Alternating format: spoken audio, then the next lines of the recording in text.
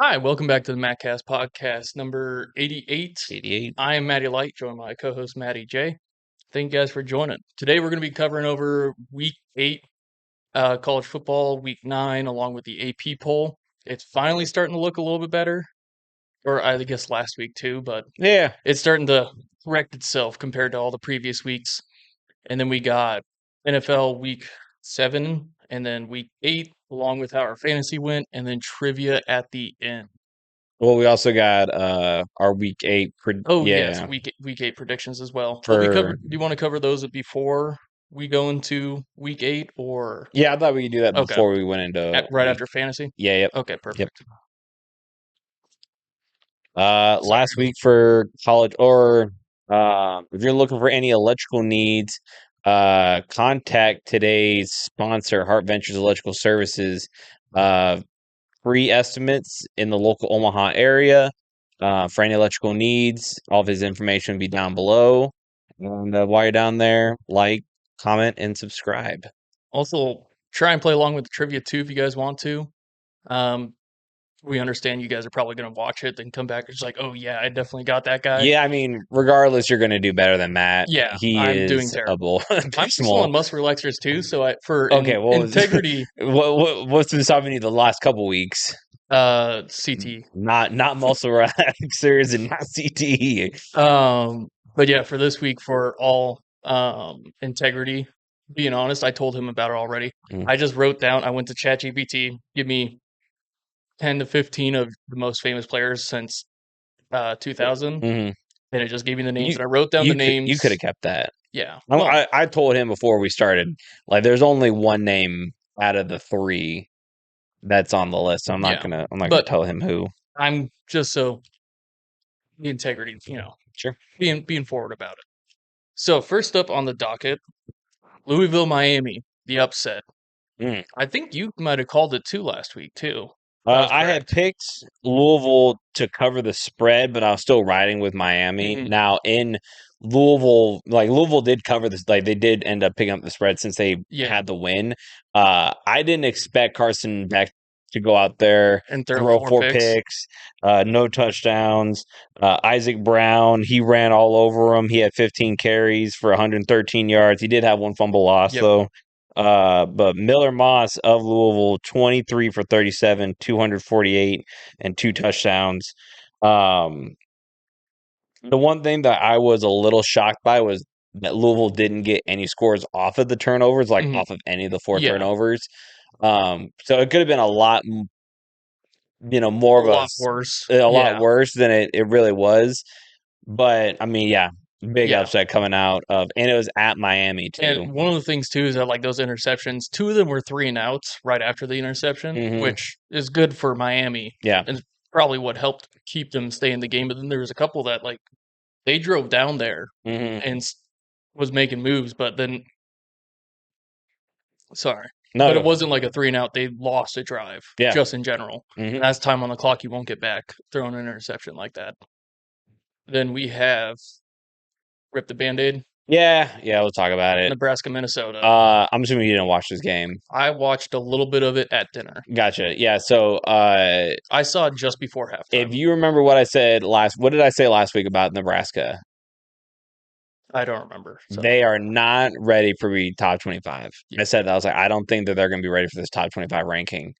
And yeah, I mean, they played like they shouldn't have been considered Mhm. for top 25 ranking. Like I said, I was saying, like, I was happy about it, but and that was the thing. Like, I know that if someone showed me the score, I would have was like, okay, it's going to be flipped. Nebraska's 24, Minnesota's 6, but I did not expect it to be that much of an ass whooping. It Mhm. was on par as how I felt with, like, Michigan, where we could not do anything at any point of our line of scrimmage. Mhm. Like, our offense let up 9 sacks, which I believe is a record for Yeah. either the Big Ten. And also 10 tackle for loss as well. Yeah. Um, Emmett Johnson had, what, 63 yards of rushing? Emmett Johnson, that was supposed to be the stunt on these hoes game Yeah. because he was from Minnesota. He wanted to be a golden golfer, and he wasn't. And I like I was telling people, like, all throughout this week, or the week prior, like I am big on Minnesota. Like Mhm. I don't think that they're going to be a wrecking crew in the Big Ten, but I do. I always think they're sneaky, and I always Yeah, say like they're a and they're going formidable out there people. to Yeah, ruin people's seasons. yeah. Drake Lindsey, 16 for 20, 153 yards. He had one rushing TD, one throwing. Darius Taylor, who was coming back from an injury, 24 yards, or 24 carries, 148, one touchdown, and yeah, 9 sacks, 10 tackles for a loss for Minnesota's defense. So our O line couldn't protect Dylan Raiola, who had like he was trying, like someone was like making fun of Dylan Raiola, and I was like, dude, he was trying his best. He threw a Mhm. ball with his non-dominant hand. Yeah, Like he had this fucking that was throw where really he was getting Mahomey. tackled. Yeah, people were fucking calling him Mahomes, left starting center.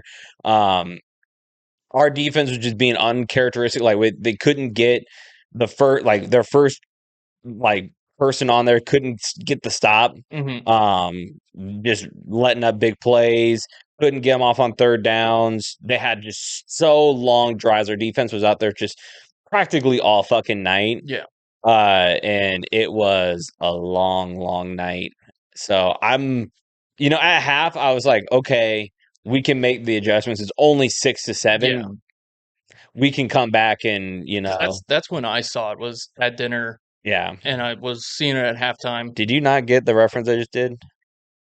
6-7. Yeah, I Yeah, went like that. yeah. And you did I not. glanced right past it. Okay, my I was fault. just like, "We Okay. aren't You're Zoomers, not. You're like, alright." I'm not even gonna fucking give so. But like, I thought we were gonna have some sort of a game plan coming back, Yeah. and no, there's literally nothing. So yeah, I don't know if there's anything else you want to ask me about that Nope. game. I Nope, think because I I think saw it at halftime, I'm like, "Hey, it's only 6-7." I don't think it's one of the things that Matt Rule is intentionally throwing. Like losing games like this is gonna hurt Matt Rule's stock Yeah, to go to Penn State. yeah, Like I don't know the people who are like, oh, Matt Rule is going to start throwing the season so that he can. It's like, dude, if he starts throwing the season now, Penn State's not going to fucking want him. yeah.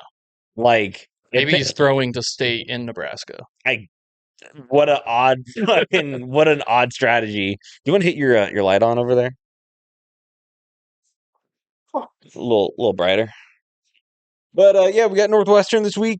That is a very possible bounce back game for us. So yeah, on to the next week. We had Ole Miss and Georgia. Yeah, Yeah, you know, for that. Uh, Pretty competitive game. yeah. Fucking Georgia scored on every drive, and so did Ole Miss up until the fourth quarter. Yeah, Like, I also had that. it's just like towards the end, they just couldn't get, the plays going.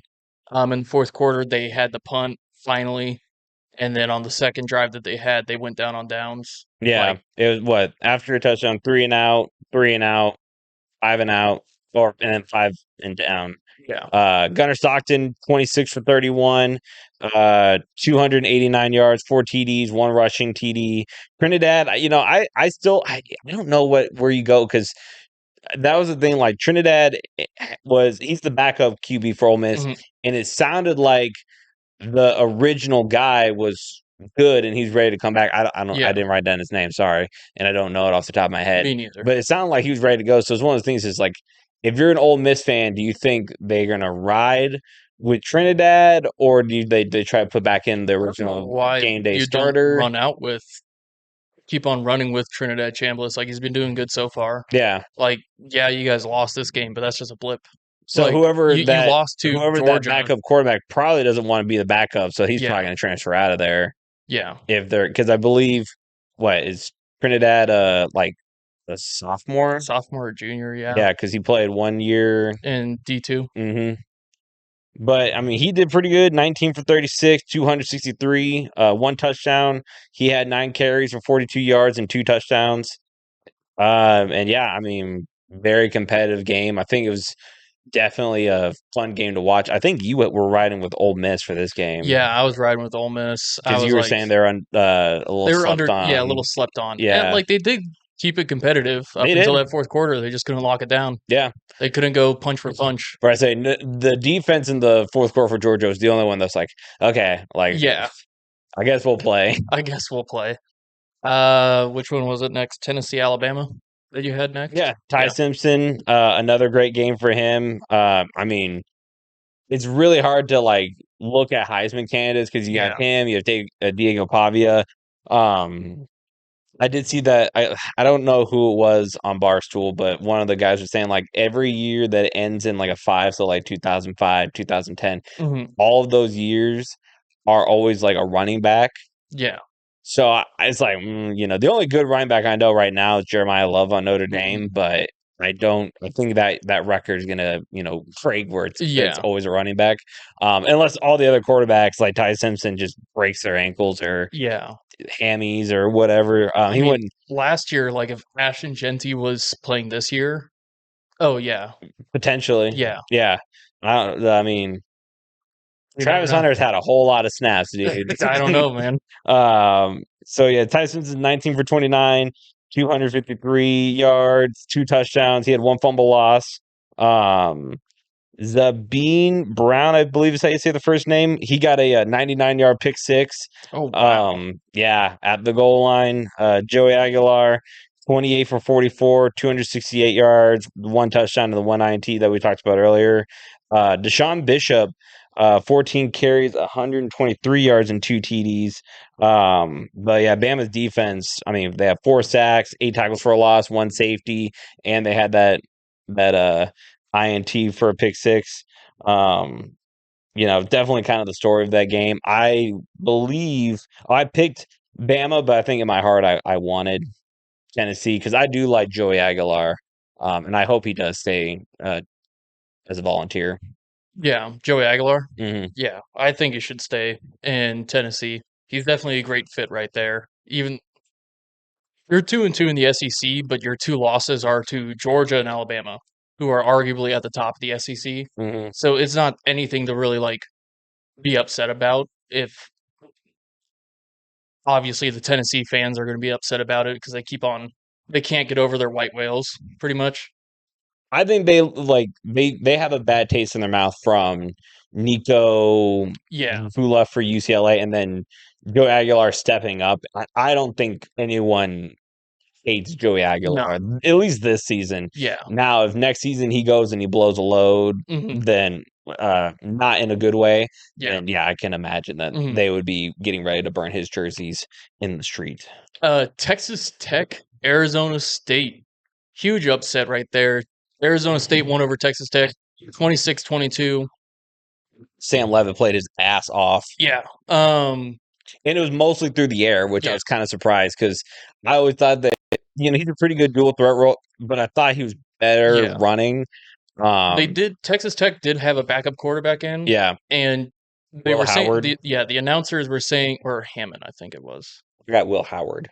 Will Howard is the Steelers' backup quarterback, and he played for the Ohio Pull it up. State. Is it Will Hammond? That That's right Will down. Hammond.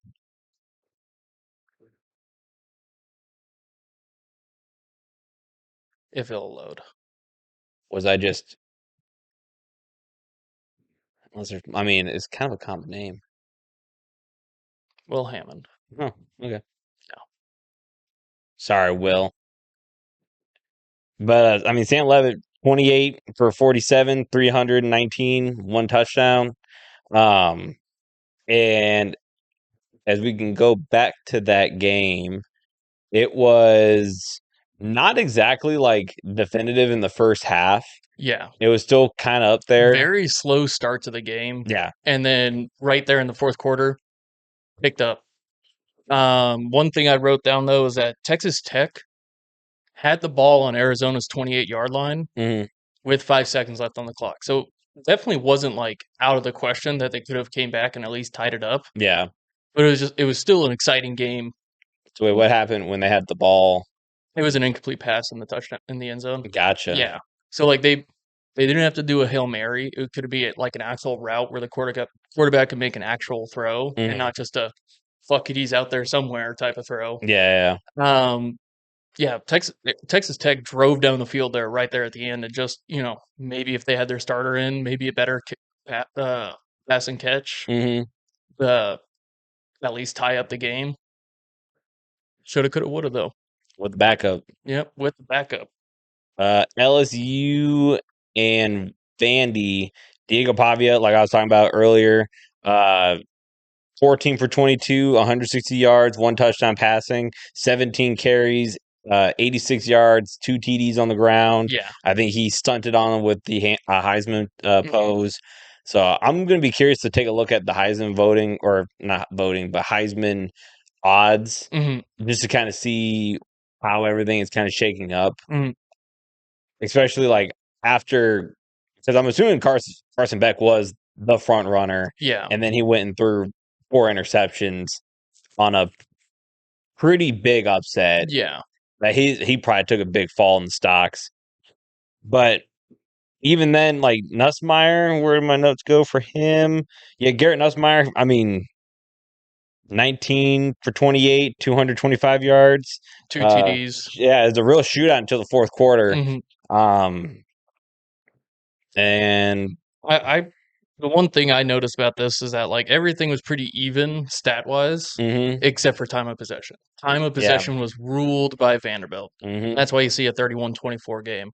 Because, you take away all that time on the clock, it really forces LSU to speed up their game, which I don't think they're able to play to someone else's tempo. They need to be playing on their own tempo to win. mhm, And that's how I think LSU's way to success is by playing by their own tempo and not somebody else's. USC Notre Dame. actually, because you were talking about Georgia Tech on our Yeah, last episode, so I did make some notes. I don't know if you watched that game, I did not. No. dude. Duke could have easily came away with that game, but in the first, and we'll make this very quick, but in the first like 2 drives, uh, that Duke had, let's see here, they had I think a fumble that was returned for a touchdown, and that was like Georgia Tech's first score. And then they also had, I think, either an interception at the goal line, but like there's Mhm. 2 like turnovers in like Georgia Tech side of the ball. Yeah. And yeah, if Duke could have fucking came away with a win, and Mhm. they did not. But I was surprised that it was 7-0 going into or 7-7 going into half, even with Georgia Tech having Yeah. stopped Duke twice Yeah.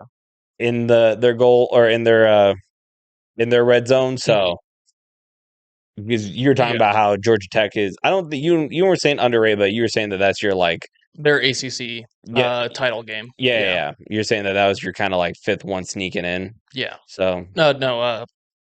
My G5 sneaking in was South Florida. well, I Yeah. remember you talking about Georgia Tech and how they were going to be getting in, and Yeah. I think Georgia Tech will be competing for playoff mm, contention this year. That's my um, assumption. And when I saw the Georgia Tech game, it was right in the fourth quarter when Georgia Tech had the lead because I'd been mm, watching the LSU Vandy game. yeah, And so when that game finished, I went over to Georgia Tech Duke and I'm like, okay, this game's over. yeah. Yeah. Moving on to Notre Dame, USC. We have both picked this game wrong. We were Yeah. both saying that Notre Dame was overrated, and CJ Carr wanted to show. Yeah. He bent us over, spanked us on the butt. I mean, he wasn't the only one, because I think Jeremiah Jeremiah Love, Love. 24 carries, 228 yards on the ground, 1 touchdown. Like Yeah. 228 yards on the ground that's a lot. Impressive. Yeah, especially like having CJ Carr 16 for 26, 136. Yeah. He had 1 touchdown. He had one INT, and then he also rushed in a touchdown. And then Pierce, he had a 100-yard kick return touchdown Yep. for Notre Dame as well. The one other part too that I took note of is that USC turned over the ball 2 times, 1 interception, 1 a fumble. And USC had 2 interceptions, sorry, wrong and wrong notes I was looking at. But there was another one that had, so they had 3 because they yeah. had another guy who fumbled. Okay, so yeah, sorry. The interception and the fumble though, I was right. They were both scored off of. 2 interception, 1 INT. Yeah, one of the interceptions wasn't scored off. Like, Yeah, yeah, yeah, yeah, no. sure. What I was saying is that 2 of the turnovers Led to Notre Dame points. scored on. Mhm. Yeah, came away with points. You take away those turnovers, it's a completely different ball game, probably a little bit closer. and USC comes away with that win. I don't agree with USC getting taken out of the rankings Me after a neither. loss like this, but we'll get into that in a Especially minute. against a 2-loss Notre Dame. Yeah. Yeah. There's like, so Notre Dame has 2 losses, And if you're respecting the head-to-head, they dominated Michigan, and yeah. they're at the 25 spot. It's like, Mhm. all right, if you want to have Michigan in, that's fine. You could have USC over Michigan. Yeah. And I mean, if you're looking at USC's losses, it was Illinois, Mhm. who was a ranked team, and then now Notre Dame, Yeah. who is, again, a ranked team. A So ranked team. I don't know why you would take them out, but fuck it, whatever. Yeah. Utah BYU, the Holy War. BYU came in with the win. Mm-hmm. I kind of like that BYU came in with the win because Iowa State plays them next in Ames, Mm-hmm. and I sort of bought tickets for this game. Bear Backmere, is that how you say his name? For Um, BYU? I don't even know how First to say name I his know name. is Bear. Yeah, I don't know how you say the net a lot. Backmere? Bachmere? maybe. 13 for 22, 166 yards, and then he carried 11 for 64 yards, and he had one passing and one carried touchdown. And you watch this? You watch this game? I got some glimpses of it Mm-hmm. from what I can remember too. One thing I took away from this is just, again, I say just about every single week, turnovers killed it for Utah. Uh, I believe BYU scored off some of the turnovers as well. Think they had a punt fumble that That's one play led to that points. yeah. So it's just simple mistakes that could have been avoided threw away the game for Utah. And it made it to where it was they had to fight back in the fourth quarter to get it even close to 21-24. But even then, it was 14-14 in the fourth quarter. Yeah. Like they were both going back and forth. Yeah. But BYU still, I mean, they're undefeated. And then I did not get notes for Missouri Auburn. Um, we just go over really quick. Let's see here.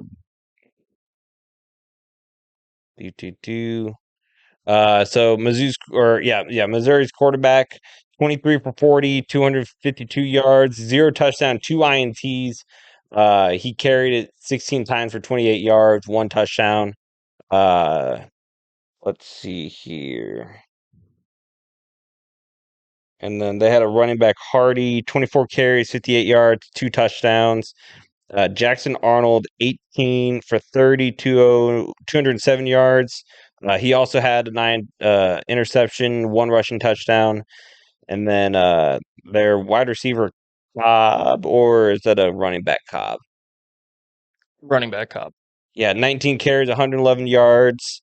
I think the big problem was the Auburn's kicker, McPherson, was 1 for 4 on field goals. Mm-hmm.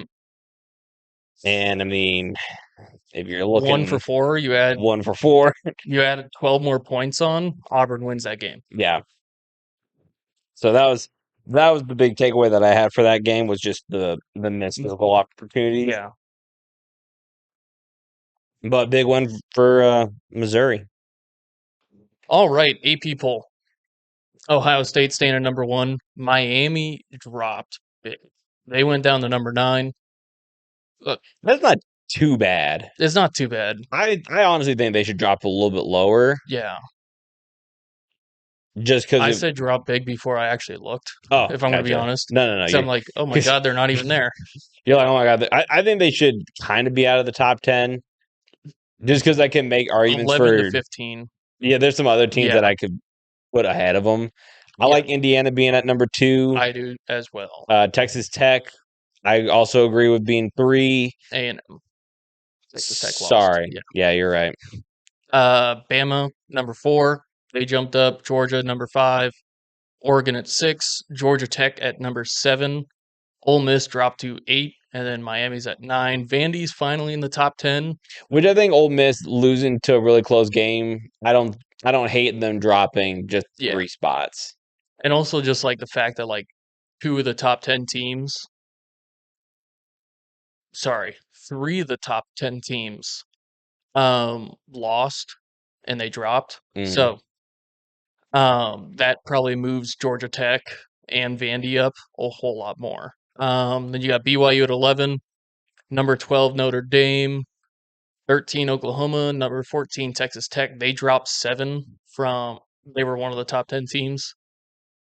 Then you got Mizzou, number 15, Virginia 16, Tennessee at 17, South Florida at 18. Louisville jumps up to 19. Which, yeah, that's because they were previously unranked. Yeah, we should probably look and see where they were at previously on the ranking. Well, they were really Because if they were at like 26, because what they had a really close game versus Virginia. Yep. The week prior, and then before that, I don't really remember who else did there, but I remember they had a really close game versus Virginia.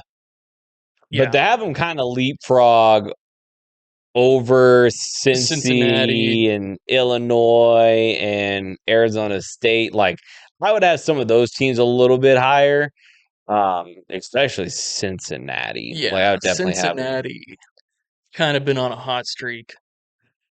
But yeah, that kind of wraps it up. LSU at 20, 21 is Cincinnati, 22 Texas, Yeah, Illinois, oh, Arizona State, and Michigan all got added on from being dropping ranked. was USC previously ranked 20. Memphis was 22. Utah was 23, and Nebraska was 25. And yeah, I didn't think they deserved to be in there. Anyway, To I was begin with. happy, but Yeah. yeah, I didn't think they deserved to be in there. I can pull up 2 forms of notes for this. Because I got this little nice handy dandy spreadsheet. I did it for like the last 3 games Uh huh. that we were talking about. So like I got Nebraska Northwestern, um, Mizzou, Vandy, and then BYU, Iowa State. And I Okay. just kind of like took their stats and went head to head with each other to Uh-huh. see who was better on it. And then Okay. kind of tallied up who had more of what, if that kind of makes sense at all. If it makes sense to you, Yeah. then cool. Yeah. So Ole Miss, Oklahoma. I forgot to get down notes for UCLA, Indiana, I mean, if you want it real quick, mainly just because I misread the text. But so UCLA is plus 1,300. Indiana is minus 4,000. The spread on that is 25.5. yeah, So I'm going Indiana. Indiana. Well, Yeah. UCLA has been on the hot streak since firing their coach. Yeah. They're 3-0 underneath the new coach, Yeah. And here's the all thing. in Big Ten play. Here, if I was to put money on it, what I would potentially do is I would pick Indiana to win money line, Yep, and maybe you could say UCLA doesn't get beat by 25 25. points. I Okay. would maybe put UCLA down Yeah. to cover that What do spread. you think the spread should be? Oh boy, like a 17, maybe a 20 at the most. When Yeah. I saw 25, I was like, all right, Yeah. like over 3 touchdowns, Hmm. maybe not. Even though like Indiana, I think properly rated number Yeah. 2 team, like Fernando Mendoza is a stud, and I hope he's Yeah. high up there with fucking He's at just Super about, Saiyan on yeah. the Heisman, He had just about voter. 1,800 yards passing so far, 21 touchdowns and only 2 interceptions, 21 and 2. Great ratio to fucking have. Yeah, and like I know UCLA's having, and I think this is kind of where UCLA gets kind of put back in that place of like, You're just okay, UCLA. yeah. Well, it's like, okay, you're kind of back to where you started, where it was like the 0-4 start. Yeah. Let's just, yeah. Like it was a nice run that you had of beating Penn State, and then Fuck, who did they beat after that? was it Northwestern or something like that? No, I thought And they beat then someone. oh, No, they okay, so lost. So lost they to Northwestern, beat Penn Penn State, State, beat Michigan State, and and then then beat Maryland. and I knew they beat Maryland because I was like, that was the game I was kind of watching, like, let me see how they do. Yeah. And And then they have Indiana, then Nebraska the week after, then Ohio State. I think they have a bye Yeah, on one sorry. of those, yeah. They might have a bye in between these two. Yeah, But it's weird that it says TBD. They should have the dates at least. or I think it's the times. Yeah, Yeah. but they should at least have the dates in there. Yeah, they should. Interesting. Yeah. But yeah, then they have Nebraska, Ohio State, Washington, and then USC. Which if UCLA keeps on this fucking run that they're on, In conference, they're 3-1. yeah, That is really fucking good. if they stay on this run like they are, and maybe get like maybe one or two more losses to like Ohio State, obviously, maybe Indiana, Mm. that USC UCLA game going to be electric at the end of the season. I'm right now. I'm still Yeah, putting USC. Depending on how they do, maybe depending on how they do versus Indiana, and then how they do versus Ohio State, yeah, that might sway me. But if I was a betting man, yeah. I'm not really putting a whole lot of stock in them right now. You're still not sold on them just yet. No. Yeah. I'm also going to be kind of the same way you are too, where it's just Indiana to win money line, UCLA to cover. Yeah. Just because if Indiana does beat them by over 25 and a half points, then Yeah. yeah, they earned it. Ole Miss, Oklahoma. Number 18, Ole Miss is a plus 175 underdog. Oklahoma is minus 210. They are the number 13. Wait a minute. Sorry, not number 18. Number 8, Ole Yeah. Miss. Sorry, not 18. And then the spread is 4.5. I am going Oklahoma to cover the spread and to win. I'm picking Ole Miss on this one. I looked at those stats. Mm-hmm. I just didn't put it in the spreadsheet like I did before. Um, Ole Miss is way better on third and fourth down. Mm-hmm. They're consistently better getting on first downs. They genuinely just have more first downs than Oklahoma as well. They don't give up a lot of sacks either, compared to Oklahoma, who has given up a lot of sacks. In the head to head, I should say. If I remember correctly, it's like Ole Miss has only given up like 4 or 5 sacks, Mm-hmm.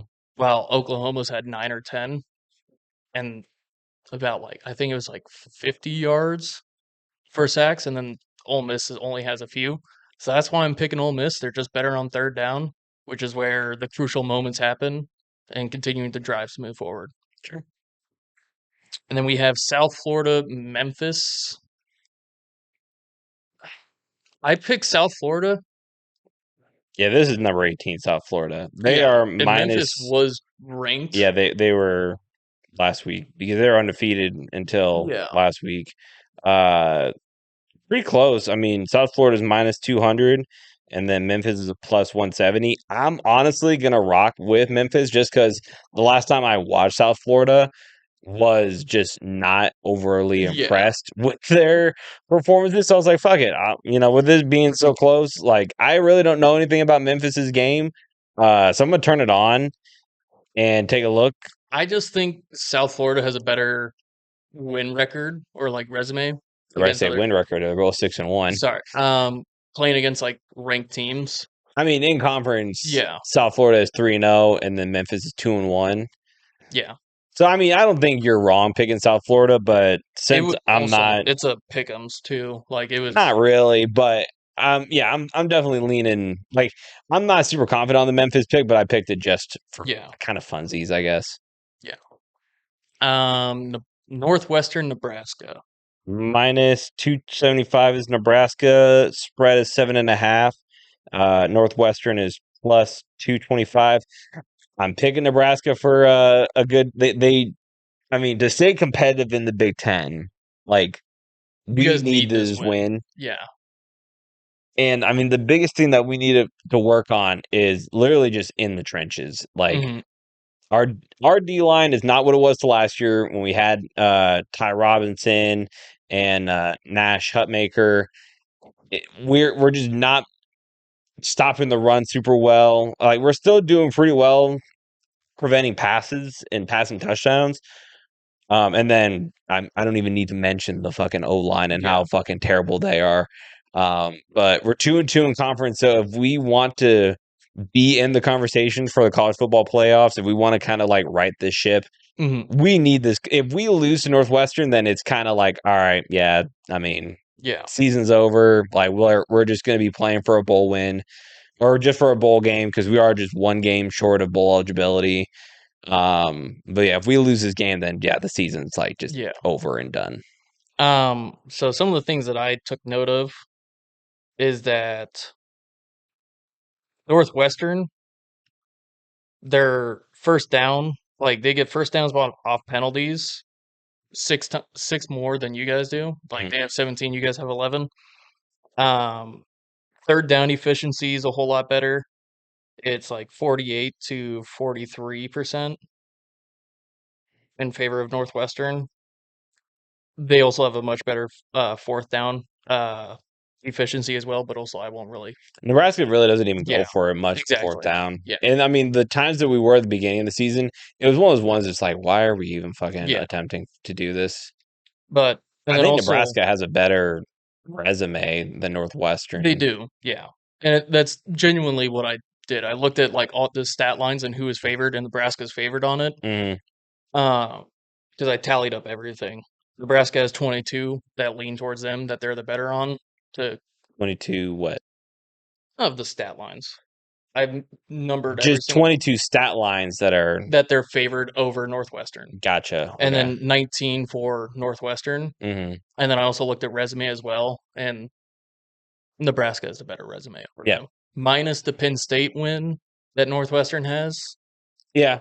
But also, I don't know if that's like a Penn State started falling apart after Oregon, or if they just genuinely been that bad. Is one of those wormhole like rabbit holes that I you could definitely go down think the is line of. they fell apart. They fell apart right after that UC or right after that Penn Yeah, or that Oregon game because they went to was double overtime and then it was I mean it's a yeah, close loss to one of the top teams in the nation because and they it's were what pretty gutted. number 3 or 4 in I the. believe Penn State was 2 and Yeah, Oregon was 3. yeah, And yeah, really close loss. And I'm not selling out on my Oregon stock yet. I mhm, still think they can be pretty good. And then yeah, the UCLA game, like I just think that they were already in a blender, yeah, and it was just kind of like a like woe is me. While mhm, UCLA was like, hey, our coach is already fired. We just got to fucking yeah, play for ourselves. yeah, But anyway, yeah. So I'm leaning more Nebraska on this one. mhm. I'm riding with you guys on this week, and then we I have wouldn't honestly like. I would not if it's 7.5. I would pick Northwestern to cover cover. that, Yeah, and it'd be closer than a like it would be either that 7 points or it'd be like a 3 point game, yeah. which I hate. Mizzou Vandy. This one I was kind of little split on. It took me a while. Yeah, So number 10 Vandy, they're minus 140. Missouri is number 15, they are plus 120. And I think Missouri is a bit underrated. And the spread is 2.5. I guess I'll let Captain Statline go yeah. first and see because I have someone that I picked, but maybe you can So one talk thing me that I off took a the edge. huge notice of is the sack differential between Vandy and Mizzou. Mizzou has given up 17 sacks, Hmm. while Vandy has only given up 5 for 31 yards.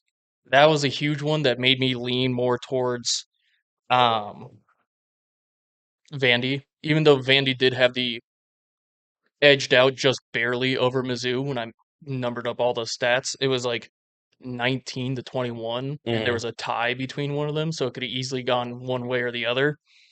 The tie was rushing touchdowns. They had the same number of rushing touchdowns at 22. I think Vandy is just a little bit better at the passing game and also better at the up front protecting their quarterback. I do like Diego Pavia over Missouri's quarterback. I did circle Vandy for this game. Yeah.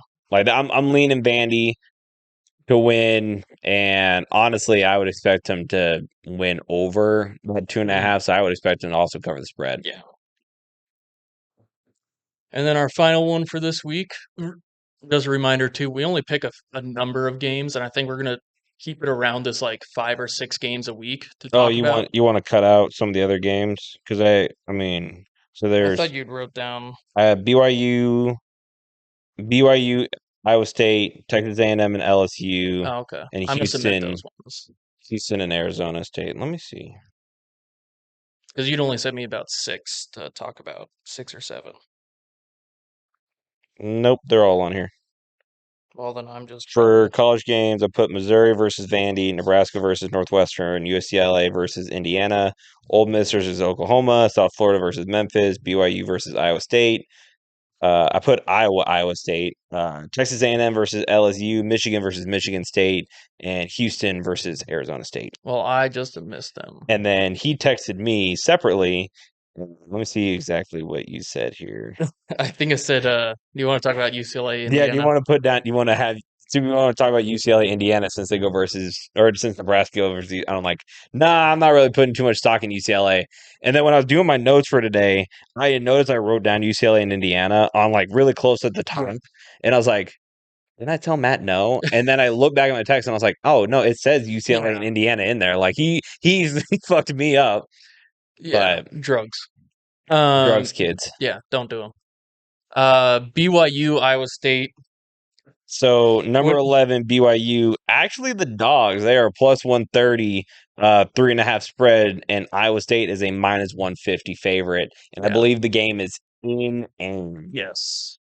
This one, it like I really didn't know where to go. I was kind of back and forth, and I would tell you just how Iowa State has been playing lately. I'm sure you might have some stats that will maybe say, but just Iowa State has just been not playing their type of ball that they are used to doing. Mm-hmm.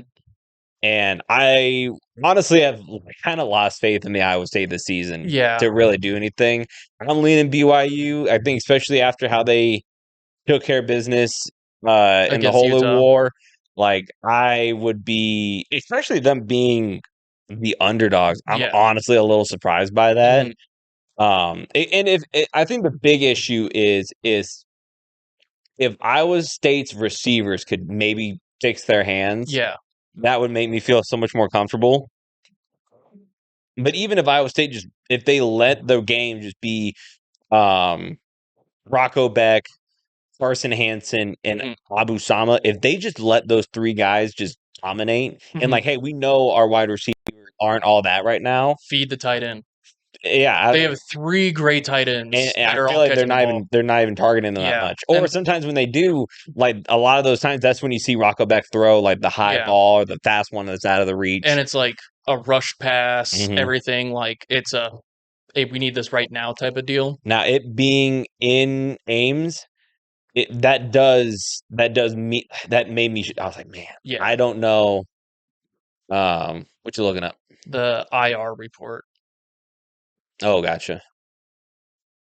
Was that not a? Oh, I don't know. Maybe they. So let's see here. Carson Hansen's questionable with concussion, but he should be coming back. Yeah, because these are all in the 11th. Yeah. Okay.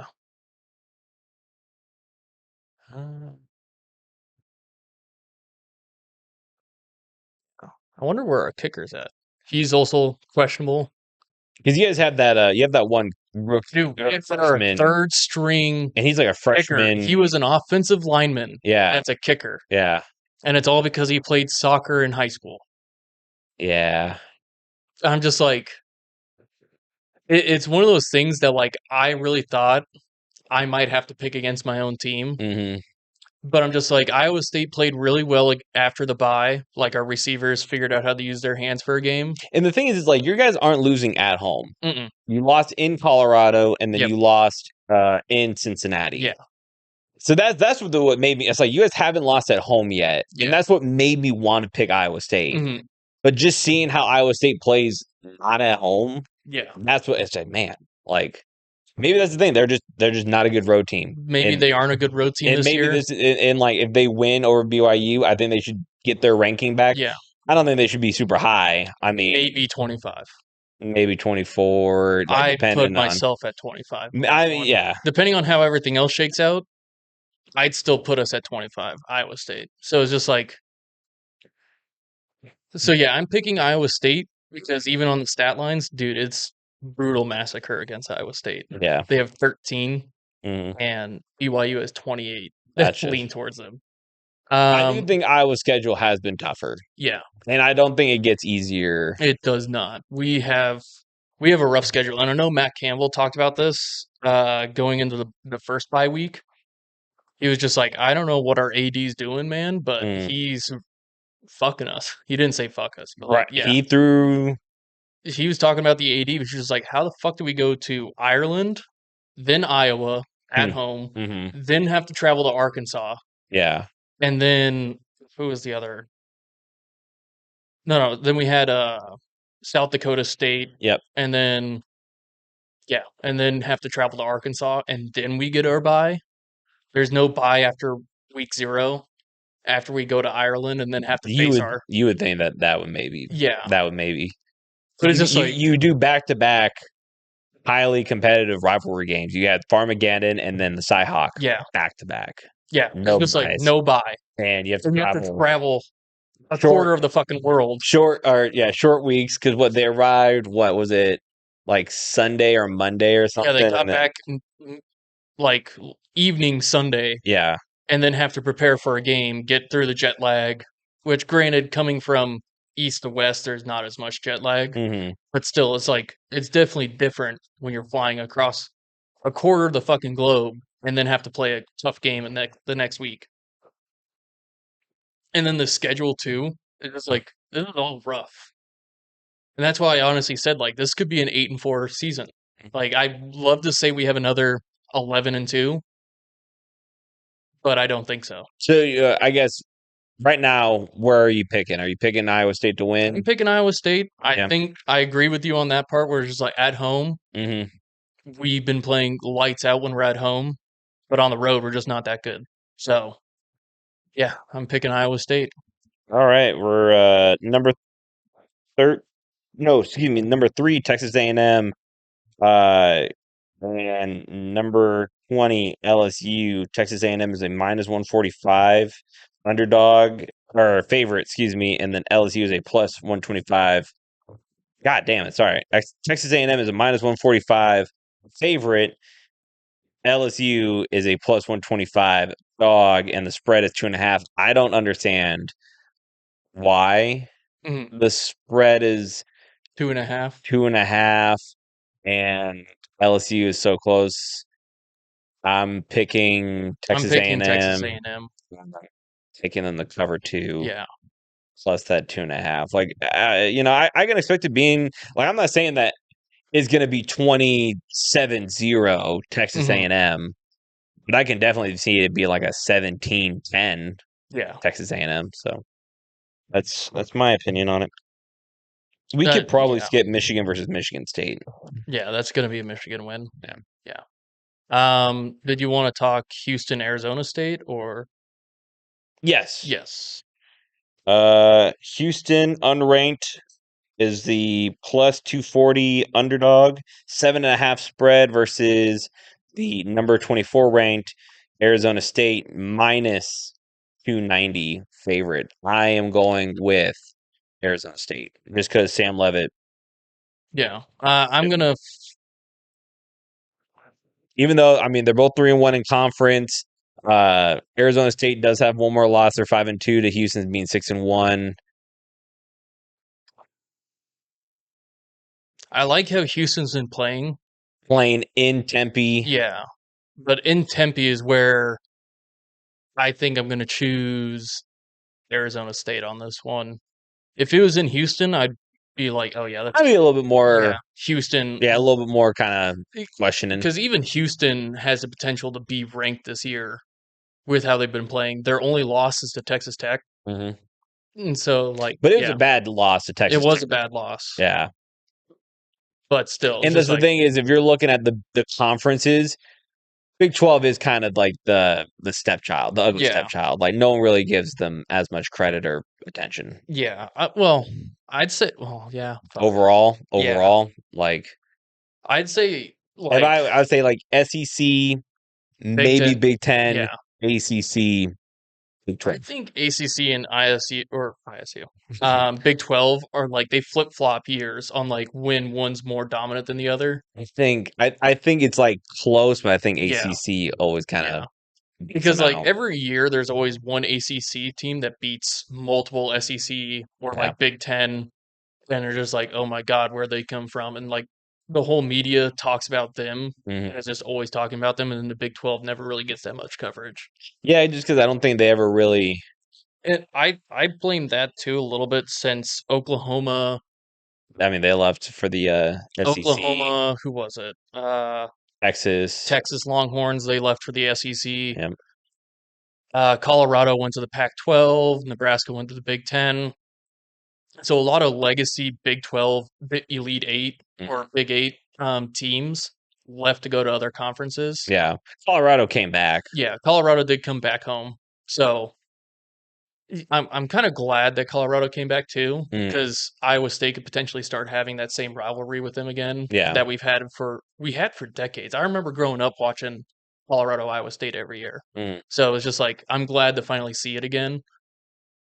But yeah, the Big 12 lost a lot of its legacy teams, and now we kind of have this power vacuum of like, all right, now who's in charge of this thing? Yeah, I got this book, Big Red Rivalries, Yeah, and it's a farewell to conference, and it is basically all about them and hold it the up just a little bit higher. uh, Yeah, like Hart Ventures is covering it up. uh, but yeah, But yeah, they got Mizzou. Missouri, Oh yeah, I forgot Mizzou was yeah, also in the Big 12. yeah, K State, Oklahoma, like you mentioned. Um, we already passed KU. Yeah, Uh, so yeah, I mean, the Elite Eight, Oklahoma State. I yeah, mean, back when they were pretty good. back when they were good. So 'Cause I remember, it was a premier conference. yeah, It still is. It's we've lost a lot of our. it's not Sun Yeah, Belt. It's not no, American. Like it's we're still someone to talk about, but it's yeah. just like in comparison to how it was in like 2015, 2015 to 2010, Mhm, it's not the same because we, like I said mhm. multiple times already, we lost a lot of our legacy Yeah, teams and then went to bigger conferences. and that's why I'm putting them. And some of them are doing well too. Like Oklahoma's Nebraska, doing good. Nebraska did good their first few years, and then they got rid of Bill Belichick, The or not Bill Belichick, Bo Bo Pelini. Pelini, yeah. They got rid of Bo Pelini, Mhm. which I think was stupid. I think so too, but I think it's one of those things that they were looking at it as we're never like it's the James Franklin Yeah. situation of like, we're always gonna be like invited to the dance or just short of getting to the Mhm. dance or just like never making it and Yeah. it's just complacency. They're tired of being Mhm. like a 9-5 team Mhm. or 9-3 or like whatever Yeah. the fucking case may be.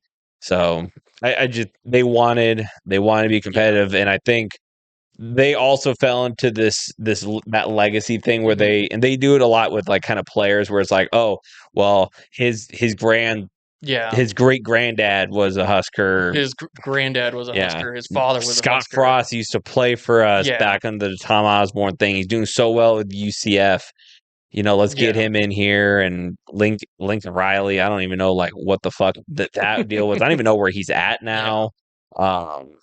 But anyway. Yeah. It was a lot of those teams that left are now starting to do really good in their conferences. Oklahoma, Mizzou, Mhm, Texas, mhm, all big names in the SEC. Colorado was a big name in the Pac-12 for a couple of years, and then mhm, they fell off. Then they got Dion. Then they came to Big 12. mhm. So it's one of those things that like we get lost now in conversation because there is no powerhouse team, Yeah. and it looks like Texas Tech is starting to. Put all their money in the Yeah, basket. Yeah. yeah. NFL. NFL. This is another fun week. It was actually. We'll go over our records. Yeah. So we're both wrong on the Steelers. Fuck you.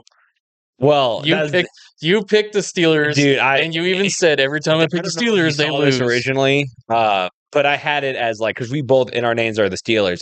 I had yours as red and mine as green because I knew that it was one of the things that, like, just the way that Mike Tomlin was talking about Joe Yeah. Flacco, how their record is on Thursday night, especially versus divisional Yeah. opponents on the road.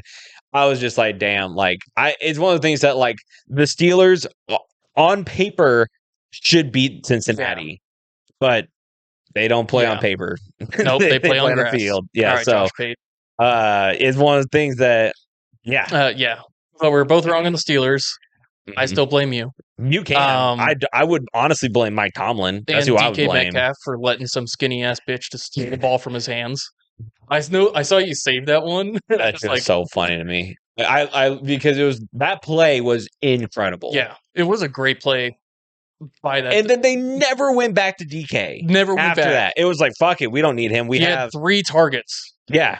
We got and these 2 receptions. We have this 320-pound tight end. Let's keep throwing to him and see if he can break off for 20 yards. It's like, dude, he's getting 5 yards a pop. Yeah. I mean, he's huge. He's fucking huge. He's what? He's 6'8"? 6'8", 310 pounds. I think he's 320 now. Is what I was seeing on Jesus Christ. So anyway, so we're both wrong on the Steelers. Yeah. We're both right on the Rams. Yep. Both right on the Bears. Yep. Both wrong on the Dolphins. Yep. Both right on the Pats. Yep. Chiefs. Wrong on the Vikings. Yep. We were both right on the Panthers. Yeah. I was right on the Broncos. You were right on the Giants. Wrong on the Giants. Sorry. Yeah. Dude, that game was insane. If you haven't watched that game, I saw a little bit of the highlights. That game is insane. I saw Giants had the lead up until the fourth quarter. We'll talk about it. Yeah. Both right on the Colts. Yep. I was wrong on the Commanders. You were right on the Cowboys. Mm-hmm. Both right on the Packers. I had the Falcons. You had the 49ers, and I was wrong. I had the Lions. You had the Bucks, which we were both split on. Yeah, and I think if Mike Evans didn't die again, it would be a little bit more competitive. But that's the ends of our splits, and we went. Yeah. We both went even on our splits. So unfortunately, Matt didn't move up on the rankings. Nope. I stayed at the same distance, and then we're both right on the Seahawks. Yeah. I am currently sitting at 64 and 44. You are 69. Nice. And 39. I think is that 2 years in a row of me hitting 69? I think it is. Yeah. We both good and go. Nice. All right. Steelers Bengals 33-31. Dude, Joe Flacco looks on short notice. I think that's what they need to start doing now. Yeah. Just don't give quarterbacks game plan like Baker Mayfield on short notice. Joe Flacco went 31 for 47, 342 yards, 3 touchdowns. Chase Brown, who could not fucking run all season. That's why I'm like mind blown. Is that 11 carries for 108 he yards. Has 74 yards of rushing this whole season, and we just let him get team almost average. That's a team average. That's not just him either. Yeah, and it's just like, and then we let him get 100 in the first half. Yeah, or I think it was 99. My bad. Mm-hmm. But it's just like, what the fuck are we doing? We did the same thing with the Jets. We let them run all over the place on us. Mm-hmm. We somehow came in with a win there. Dude, it was infuriating. And I was like tripping out on my fucking muscle relaxers too while fucking watching the game. Being a Jamar Chase fantasy owner, big time. 16 receptions, which each reception is a point. Yeah. So we upped it this year from a half point to a point. Yeah. Just because like there were some receivers that were like getting huge plays, but they only had 2 receptions. Mm-hmm. I was like, fuck it, let's just make it a full point. Like, what's this half point bullshit? 161 yards, 1 TD. I mean, dude, he had, I think, 19 or 20 targets, and like there's a few, like he could have broke off more. Yeah. But there's like a few where he just kind of bobbled, which was hilarious to see Joe Flacco's reaction.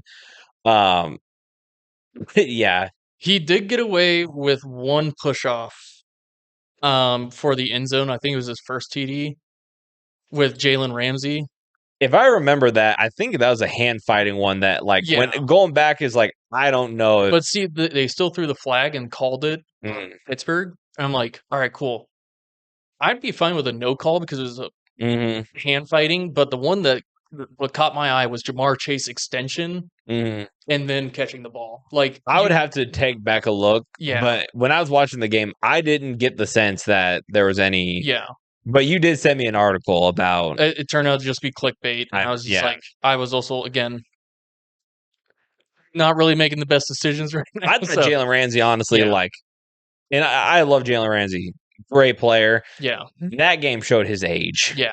Like, he was getting burnt left, right, and center. Joey Porter had one called on him at the end of the game that I I mean, you thought guys was had a a bit. ton. You guys had a ton of Yeah, penalties I thought on the that one was a defense. bit soft because Joey Porter didn't even really have a hand on him. It was Mhm, just behind him, but it was off his body. mhm, But the back judge doesn't see the side view of it, mm. throws the flag and calls the penalty. Which, I And mean, I'm just like, what the fuck? It's just like because when you look at the side view, his hand's nowhere near him. mhm, He's just like falling, and the mhm, ball's thrown behind Joey Porter's feet, mhm. and they still threw the flag. I'm like, first off, uncatchable. I think it's one of those things that that's what they're teaching wide Yeah. receivers nowadays is like they are going to underthrow it because they Mhm. overthrow, then they have the potential of getting it Yeah. picked off. But if it's an underthrow ball on the player and the wide receiver goes to turn back into them Mhm. and go for the attempt on the Yeah. catch, and the defensive player doesn't make that condescend, and that's the thing I always like get mad about is like, Yeah. dude, if you just turned your head to Yeah. look at the ball, then you can make that. Yeah. But they have Well, they like in during yeah. that game they never turn their head They towards the never turn ball, their heads. and And that's I how agree you with you. You and need to that's how turn your you fucking head. and that's how you don't get that call Yeah. on Well, you. so on this one though, it's not the turn your head thing. They were on a crosser over the Mm. top, over the middle. Then I'm thinking of a different Yeah. play. Um, and like Joey Porter Jr. is falling over, and the ball's thrown at his feet while T. Higgins is over here, Mm. and they I still mean, if threw you the can find flag. it, you know, If I can find it, I'll show it to you. But yeah, yeah, there was one that I'm just like, how is this a penalty? sure. It was like the ball is literally a yard. I mean, Aaron Rodgers did make it close Yeah, in the second he did. half. He did. He kept it close. He Enough talk went, about the Steelers yeah. and me being upset. Rodgers 23 for 34, 249 yards, 4 touchdowns, two interceptions.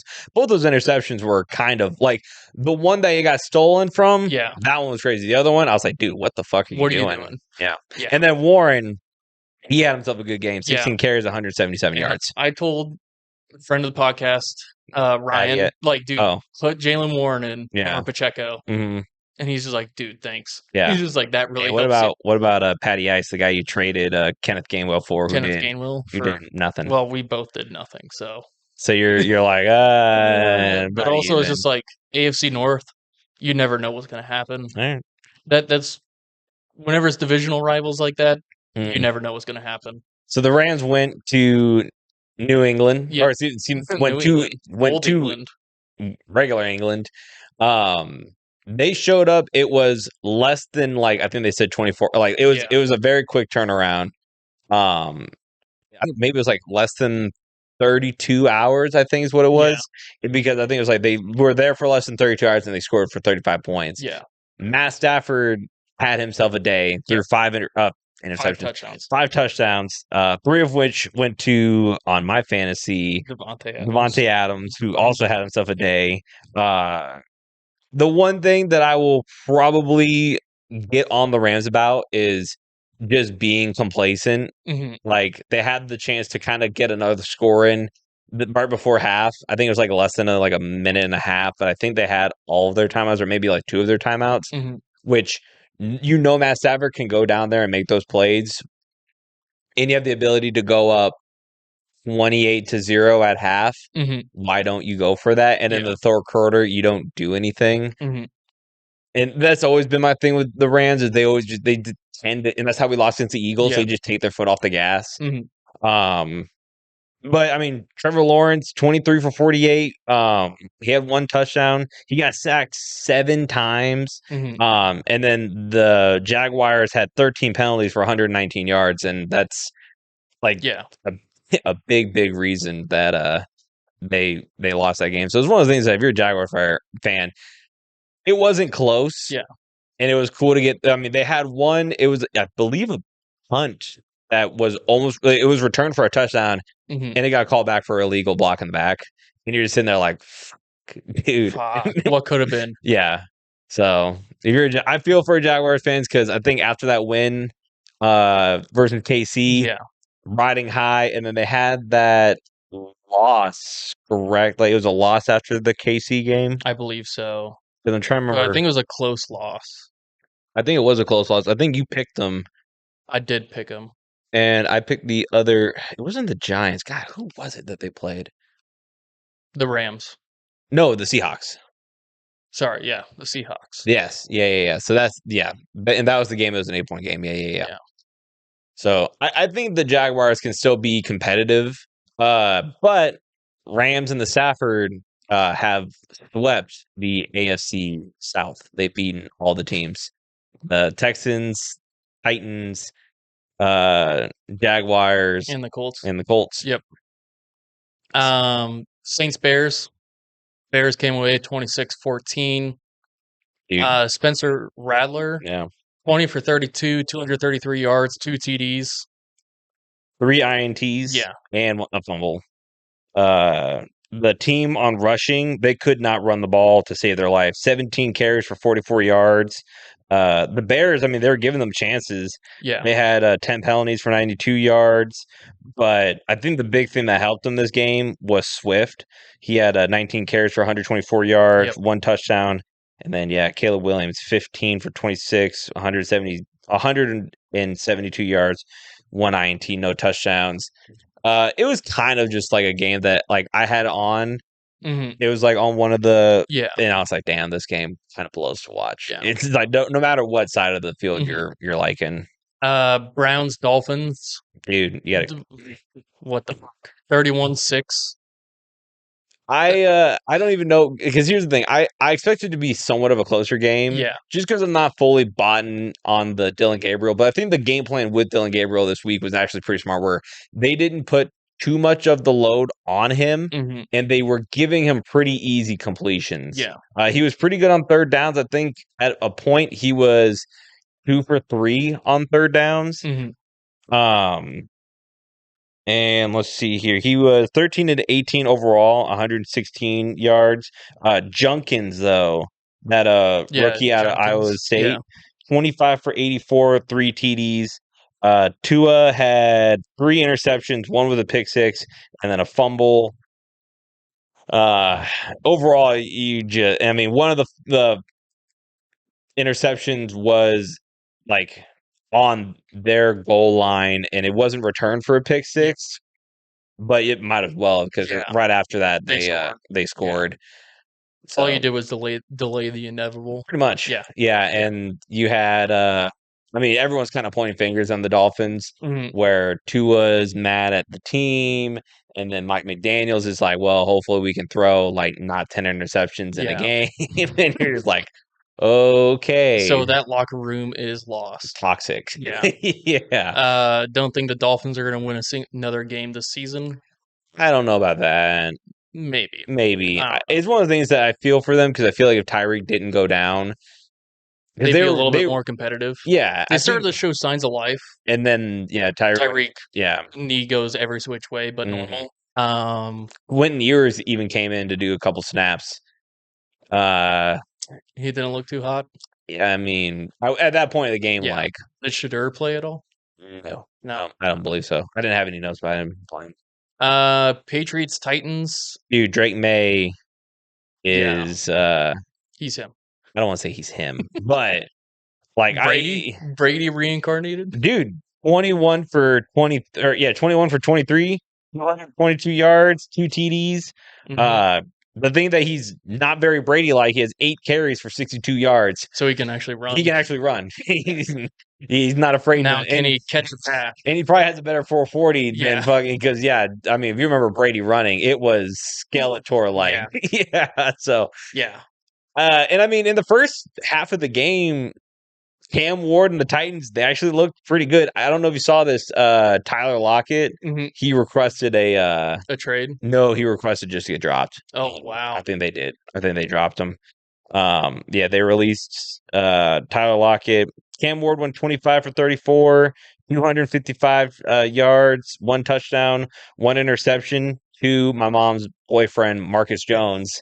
I feel like this is like the 3rd or 4th week in a row I've mentioned Marcus Jones. And then, They also had a the one, strip sack too. for a fumble. Yep. For scoop and score touchdown. Yep. Yeah. They helped me out a lot this week on fantasy. I didn't having realize the that. I didn't realize that was your defense Yep, until they were my defense. yeah. 'Cause I had both They Minnesota. had what 19 They had points for 19 you? points. Mhm. Yeah, did pretty well. And I'm keeping the Patriots defense for the remainder of the season. When I looked at their schedule, I'm like, Dude, I don't. That was one of the things that, like, putting Mike Rabel as my early prediction for coach of the year, Yeah. not terrible. The problem is you have that coach, the Yeah. Colts coach. Yeah. He's the favorite right now. I bet. Yeah. I bet. I looked at the betting odds and I got it all written down. Raiders Chiefs 31-0. I mean, I feel bad for all the Raiders fans. There was so much hype for them this year, and now they yeah, just look dead in the water. dude, they look awful. Okay, Yeah. so let's talk about the positives. Let's talk about Mahomes looking 26 for I thought we 35. were going to talk about the positives for the Raiders. No, there's nothing there. There's nothing there. 3 touchdowns. Rashid Rice racing in, pun intended. 7 for 42, 2 touchdowns. Was there a family in the way? There was families in attendance. Okay. I Were bet they you, were I they bet you they endangered? were. I bet you they were worried about leaving the stadium that night. Geno Smith was 10 for 16, 67 yards. Ashton Genty 6 carries, 21 yards. All right, if you want to guess, did they have over or under 5 first downs in the entire game? Under. You want to guess how many they had? Who? 3. Oh, They had okay. 3 first downs, 95 total yards, 1 fumble by Pickett. Kenny Pickett Yeah. came in. I don't even know why. Like, Yeah. you're not. I mean, yeah. And then they had less than 18 minutes of time of possession. There's nothing to hang your hat on if you're a Raiders fan, except for maybe that you guys got Max Crosby to Yeah. stay for a couple more years. Yeah, I mean, that's a guy that should. I know he wants to stay. Yeah. You hear that? I thought that was a chair at first, but yeah, I did hear that. That was weird. Fuck. I Okay. don't know. It sounded like a kid, maybe one of the neighbors. It is Spooktober. It is, yeah, it is spooky time. Anyway, yeah, not much to go off of. And the thing that I was saying at the beginning of the year, like this to this point is where you needed the Chiefs to lose. Mm-hmm. These next is where the Chiefs are going to start building their Yeah. momentum, and that's when they're going to become. Yeah. So, do you think they get another loss this season? I'm sure they'll get another loss. How many more losses do you think? Can I take a look? I don't know their schedule, I guess, off the top of the Let's take a head. look. But I'm sure, yeah, they're not going to end with only 3 losses. Depending on how the Bills look, Which the Bills have been all over the place this year. and a lot of the people are saying the Bills are overrated because a lot of their wins are over teams that have less than 3 wins, which I can understand, but I think the Bills can still do it. Yeah.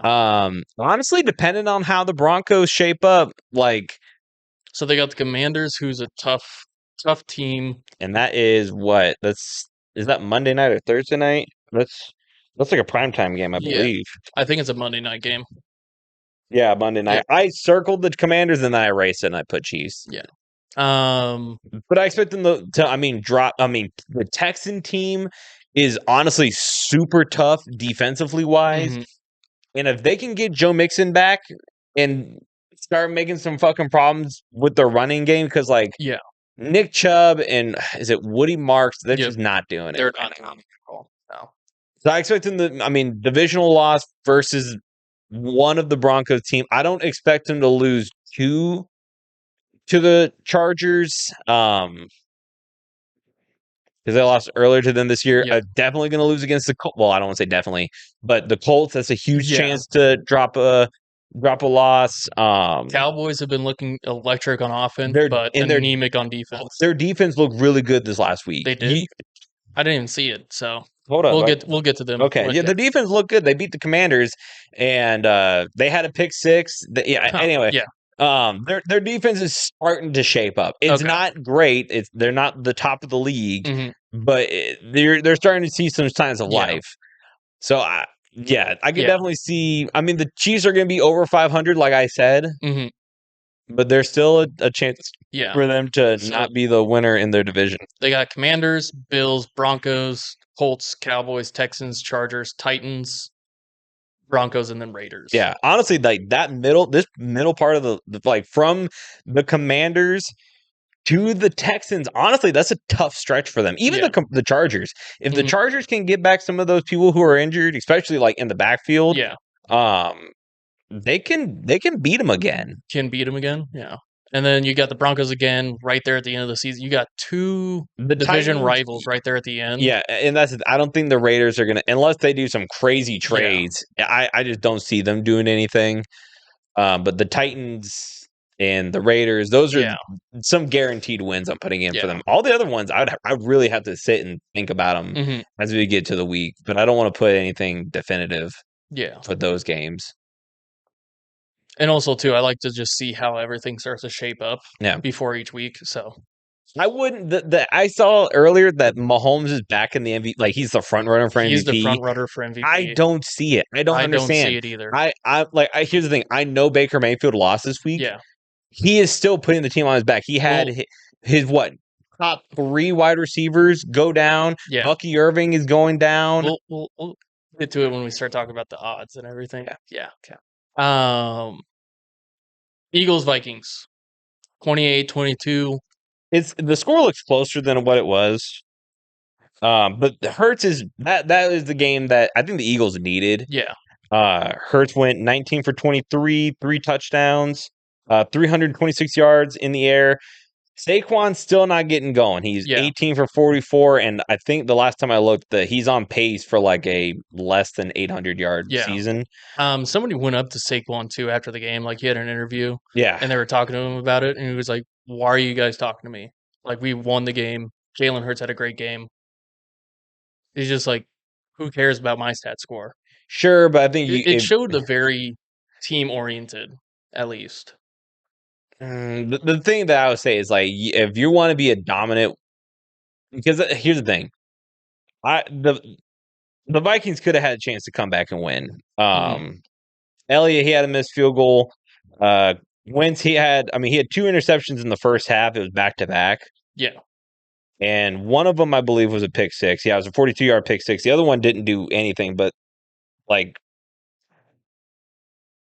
Carson Wentz went 26 for 42. They had a touchdown get called back, which I honestly didn't agree with. It was a TJ Hawkinson touchdown in the end zone. I honestly thought, like, how you seen all the other ones where, like, yeah, the ball touched the ground, but he never lost possession of it. Yeah. He never lost control. The ball didn't move.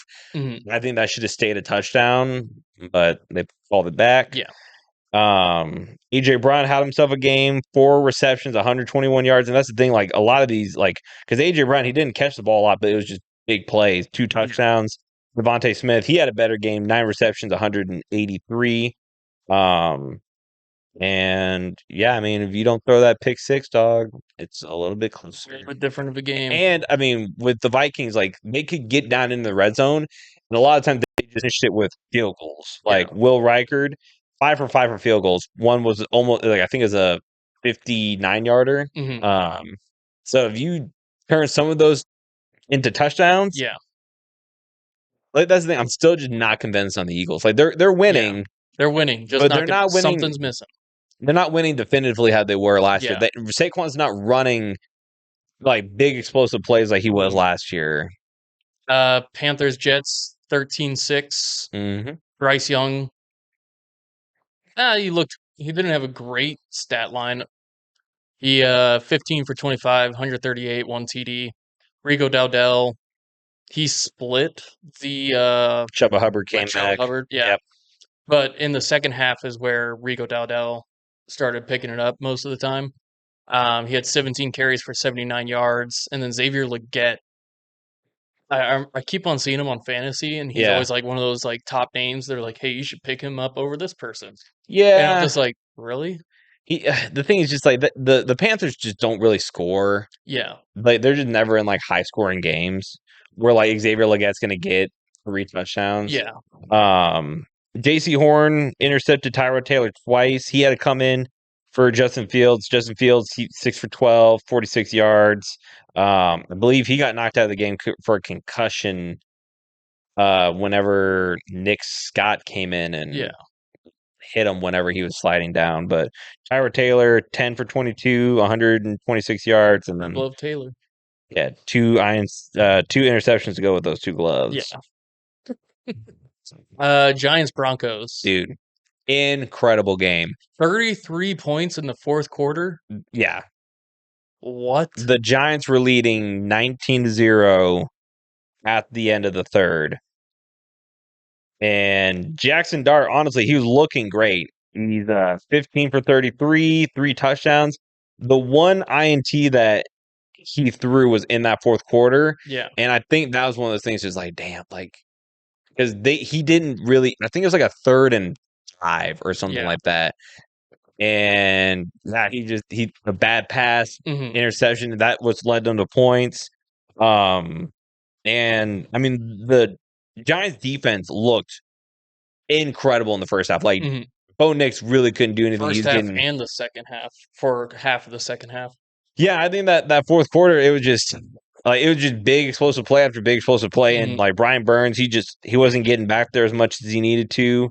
I think the big thing with the Giants that you're probably really pissed off at is Jude McCaney, I believe is how you say it, is their Mhm. kicker. Yeah. He missed 2 out of 4 extra points. So, and one of them was like the last touchdown they scored. They would have been up 33 Yeah. to whatever the The Bron. 33. No, Yeah. it's 33-30. Yeah. And that was the big thing is they're like, oh, he already missed one today. Oh, and he missed one again. Yeah. The Broncos could win it with a field goal, and they got in field goal range. Yep. 2 seconds left and drove it through.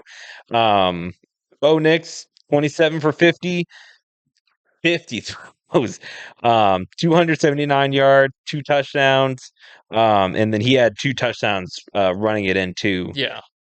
So yeah, that was an incredible game to watch. He said something funny in the post game where he's like, "Sorry to any of the fans that left early," Yeah. because 19-0, and they're like, "Fuck it, this." Nothing's happening here. Mhm. I saw a meme about this game, and it was Bo Nix whenever he doesn't have to throw Sean Payton's shitty screen passes, and it's Yeah, like a highlight reel of like Tom Brady, yeah, like him throwing the ball around. I'm like, hmm I wonder if it is Sean Payton that's a problem Ah, and not dude, these and quarterbacks. this is the game because I was grinning ear to ear because I was like, man, Giants are up 19-0.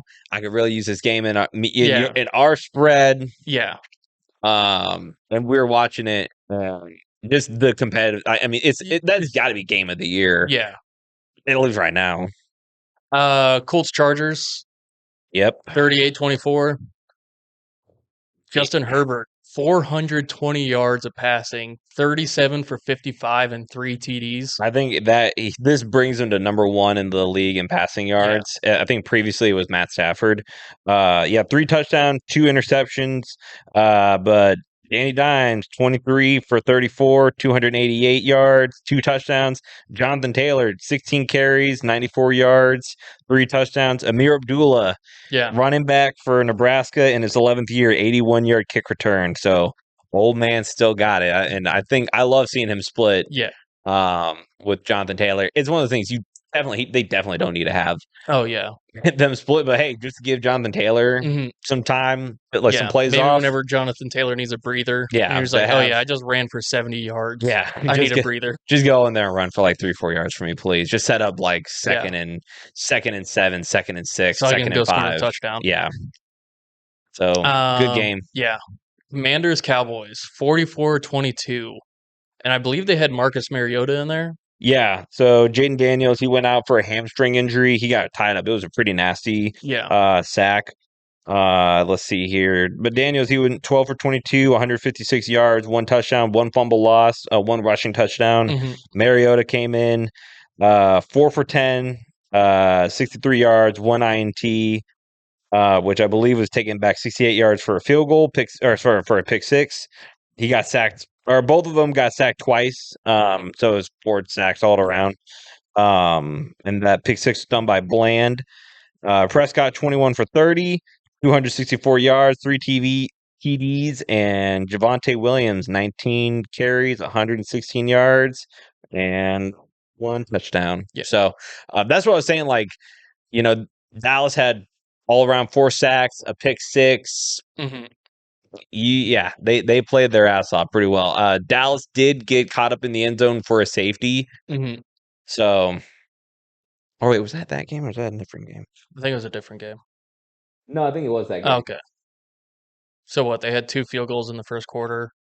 Pull up that just real quick. Just look at I'm pretty sure it was that game where. Yeah. I'm 95% sure that it was a safety. Yep. Safety. Yep. Safety, field goal, and then point conversion failed. That is how you get your 8 points. Yep. Okay. And then your boy Zach Ertz got a touchdown. Yep, he did.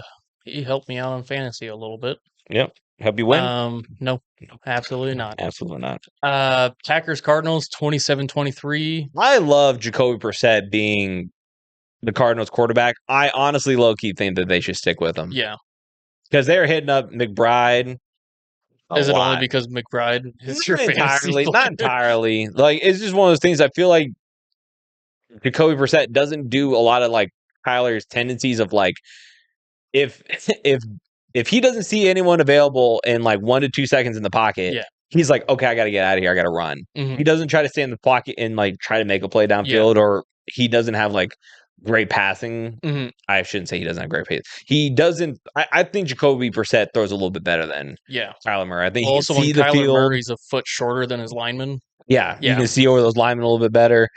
Something about these Packers though, man. Like, I was really hot on them, but they're still just like, I mean, they're still winning though. They're still winning, and I'm sure they're going to get a wild card spot. Yeah, but they're just not like razzle dazzling me how they were at the beginning of the game, like how they beat the Lions pretty handedly. Yeah. And then, like, that game in Dallas, I think just really put a bad taste. It did too. I think it took away a lot of the stock for everybody. Yeah, and I mean, I know Josh Jacobs has 2 touchdowns, but 13 carries for 55 yards. Yeah. Like, you kind of, when you see 2 touchdowns, you kind of expect them to maybe break off a little bit more. Falcons 49ers. Low key, I'm kind of tired of people saying like, oh, Mac Jones doing, like, dude, Christian McCaffrey is carrying this team on his 7 receptions for 72 yards. And then 24 carries for 129 yards. 2 touchdowns. Yeah. Like, I think he's leading the team in receptions and rushing. And touches. Yeah. Yeah, he is their workhorse. Like, I'm not taking, well, I am taking stuff away from Mac Jones. Like, yeah, like, stop giving him stop saying like, dude, it's Christian McCaffrey. He is your guy. And Kyle Shanahan is like at number 3 or number 4 on Coach of the Year odds on FanDuel. And I get it because they have so many. Christian McCaffrey is on Coach of the Year? Yeah. Like, dude, what is your game plan? Give the ball to CMC. Great play in Shanahan. Yeah. Way to scheme this. Now, I know they're still pretty competitive in the NFC West. And I know they have a lot of injuries, and it's good to. And I do like when a team is super beat up and they're still winning, and I think the coach should get credit for that. But let's be honest here, it's kind of one guy. It's kind of one guy carrying this team. Yeah, I'm glad for him. Yeah. Fuck. Yeah. Buccaneers Lions. Jared Goff had himself a game. 20 for 29, 241 yards, 1 TD. Jahmyr Gibbs, 17 carries, 136 yards, 2 TDs. And Amon-Ra St. Brown. Honestly, the game could have been a lot closer because Jared Goff threw an interception. He had a fumble. Baker Mayfield. I mean, dude, that guy puts it just before half. Yeah. The 3 turnovers in a row. Mm-hmm. I'm like, what is going on in this game? Mm-hmm. I'm like, what the fuck? And it's, like I said, man, if Baker Mayfield, if he had Chris Godwin, if shoulda, woulda, coulda, if he had Mike Evans not go out with a concussion and later a broken clavicle, if he had Bucky, like, that is a closer game than, because I mean, Buccaneers defense was looking really good, and it just sucks to me that a lot of people are already kind of riding off the Buccaneers. They didn't get past the 50-yard line in the first half. Yeah, and then. I guess they did at the end, like at the very end, they finally got across.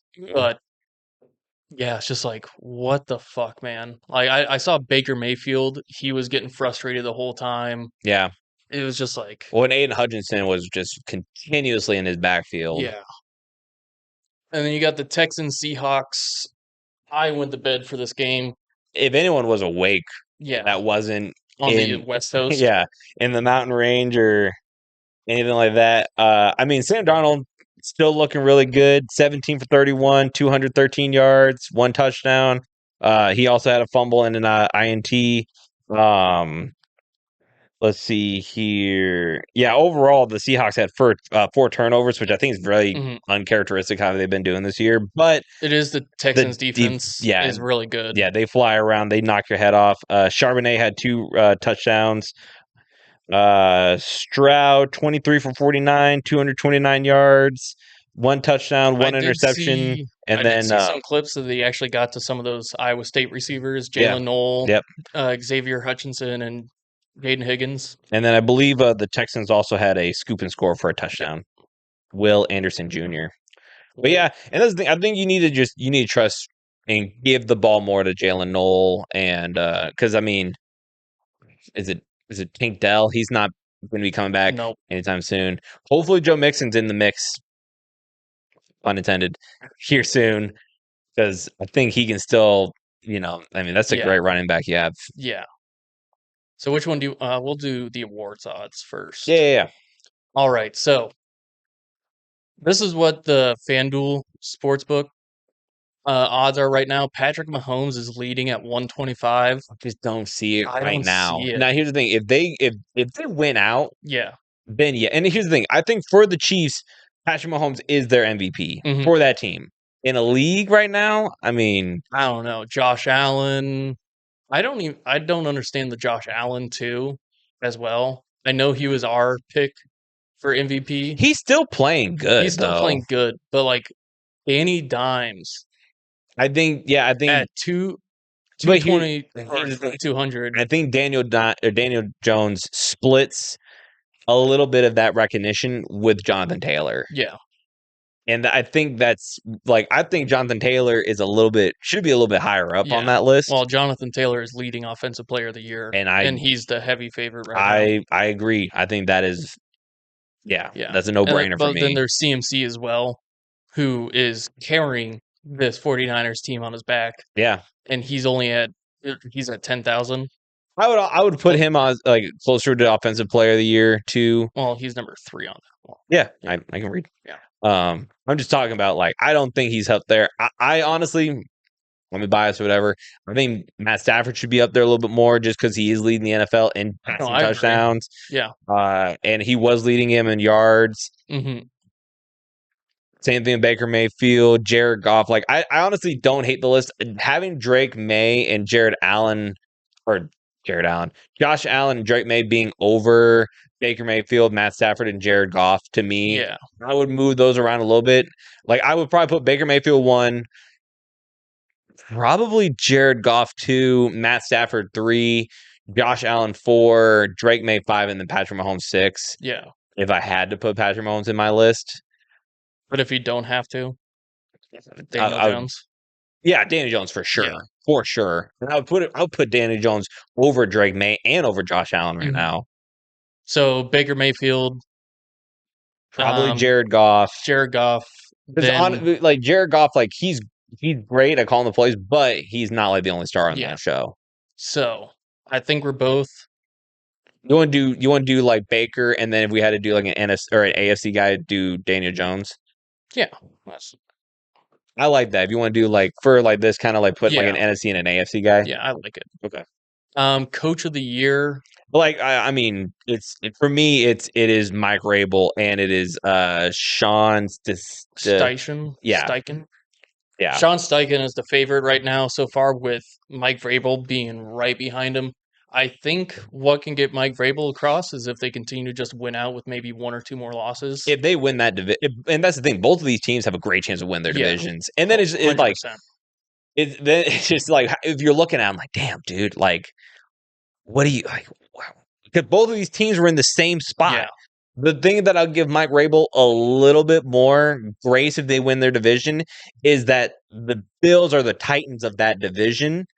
Yeah. And right now the Colts, there is no Titan in that division that wasn't like in the preseason. You know what I mean? That Yeah. had that expectations. Like when we were doing the picks, we were like, I guess the Texans because there's no one else really in that division worth talking about. And now there's the Jags that are sneaking in there. There's the Colts. If you want to do the AFC NFC thing, do you want to do? I like having those two guys in there, Yeah. but do you also want to do Dan Campbell for the NFC side?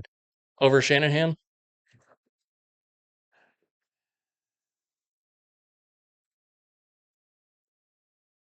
Yeah, I would say over Shanahan. Okay. Unless you can convince me otherwise. But, okay, here's the thing. Maybe my bias is coming out because I Yeah. don't like the 49ers, and I think Kyle Shanahan's a bit overrated I do think Dan Campbell is over over Shanahan. Okay. No, I agree. I just wanted to ask, like, is this where you want to go? Because I Yeah. agree with you, but Okay, cool. yeah. It's Glad we're on also why this I didn't say I agree with you I'm glad we're because on I the same wanted to page. see your thought process on it. What's next comeback player of the year? Yes, comeback player of the year, Dude, Daniel Jones. Daniel Jones. Even though I don't think So right now for comeback player of the year, Dak Prescott's the favorite, and so is CMC, Aiden Hutchinson, then Daniel Jones. dude, I agree with Christian McCaffrey over Dak Prescott, Aiden Hutchinson over Dak Prescott, and Daniel Jones over Dak Prescott. yeah. I mean, I like Dak Prescott this year. I've Now, always been a bit of a Dak Prescott hater, but this year right, he's been looking great. the thing with Dak Prescott though is that like every year he looks above average to good throughout the regular season. Mhm. He just can't finish it out in the regular season. I agree. And like every year, he's always in talks of MVP or comeback player of the year or some or offensive player of the year, and it's just like, Yeah, why? I mean, I agree. The three names is Daniel Jones, who is my favorite. He's my That's favorite. my number one. Christian McCaffrey because he hasn't been showing Yeah, any sign of injury yet, and then Aiden and Hutchinson yeah, too. after Christian McCaffrey and Aiden Hutchinson coming from injuries last year, Yeah, and then having the season they are right now, love it. yeah, Daniel Jones, everybody hated on him. yeah. He was I think he was even everybody's us. just like, yeah, we hated on him. Everybody said, throw him away, Yeah. let him be dropped, maybe be a backup for some team where he Mhm. comes in, has one good game, and then is never talked about again. But he's leading the Colts in the AFC South. That's why I'm choosing Daniel Jones. Yeah, and if we're doing the AFC, NFC, I mean CMC. CMC. Aiden Hutchinson is right there. Yeah. Offensive player of the year, I Jonathan mean Taylor. Jonathan Taylor, Yeah. and then Jackson Smith and Jigba, Chris McCaffrey, I mean Bijan honestly, Robinson. I'm a bias. Puka Nakua. I know he was at that last Yeah. game, but he was leading He was leading. receivers. Now I think on him, he lost a lot of stock just because he is out.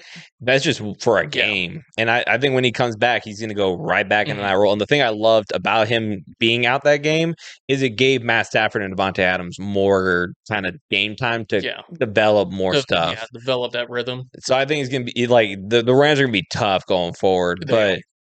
But I mean, Jonathan Smith and Taylor. Jigba and Puka Nakua to me, like they are the same side of the same coin. Yeah. And to see that spread between them, I mean, and I because don't Puka agree with Nakua, he was only out for one game, and he was even questionable. Like they were Mhm. debating putting him in. I'm glad they did sit him because at the end of the day, we didn't need him. And if it would Yeah. have led to more injuries, then and I think Jamar Chase, I like having him up there, Mhm. especially like how his game was with Joe Flacco. Yeah. And I think if they had Joe Flacco from the start and it wasn't Jake Browning who was kind of just like pissing down his leg, he would be a little bit higher up there for me. I think Bijan Robinson, like his stock kind of falls for me after This seeing, last game. yeah, with Yeah. and yeah. So I would say, all right, if we I can't put CMC twice, then I would say, or do we already have Jonathan Taylor and Nope. something? We don't have him. Then I would say definitely Jonathan Taylor. Like I think he's been doing phenomenal. And then if you had to pick an AFC guy, Or NFC. thank you, an Now, see, NFC. I was thinking CMC, Mm-hmm. but I also kind of like Njigba. Mm. So I think I'm going to go with Njigba on this one. If you want to do, Jackson Smith and Jigba. In my heart, I'm putting Puka Nakua over Jackson Smith and Yeah. Jigba. No, and But like you're not wrong on that one too. yeah, Because they are pretty much the same. yeah, But yeah, it's just it's one of those tough decisions, and I got to make one. yeah. And I'm just going to lean with Njigba, mainly just because he's He's the played every game. Seattle's like only source of receiving. Because everybody else is kind of like they get one or two targets a game. Cooper Kupp is honestly starting to come back on. He is, Yeah, but before this though, like halfway through the season, you get what I'm saying on I that? get what Yeah, you're saying. yeah. I get what you're saying. Then we have Defensive Player of the Year, which Micah Parsons is leading with Aiden Hutchinson right I mean, behind Micah Parsons, he did what? It was his first 3-game sack on a pitch. Yeah. And he'd last been on a week. pitch count too. Yeah, I mean, I like Micah Parsons. I like Aiden Hutchinson. I like Nick. Nick Bonito. Yeah, So do we Myles want to Garrett put, less. Will Anderson Jr. I yeah, like. I would instead of for I'm glad Rams. for Jared Verse is still up there I'm in glad his he is sophomore year too. too. My thing for if you're gonna put a Ram, you gotta do Byron Young. Byron Young is leading our team in sacks. Hmm.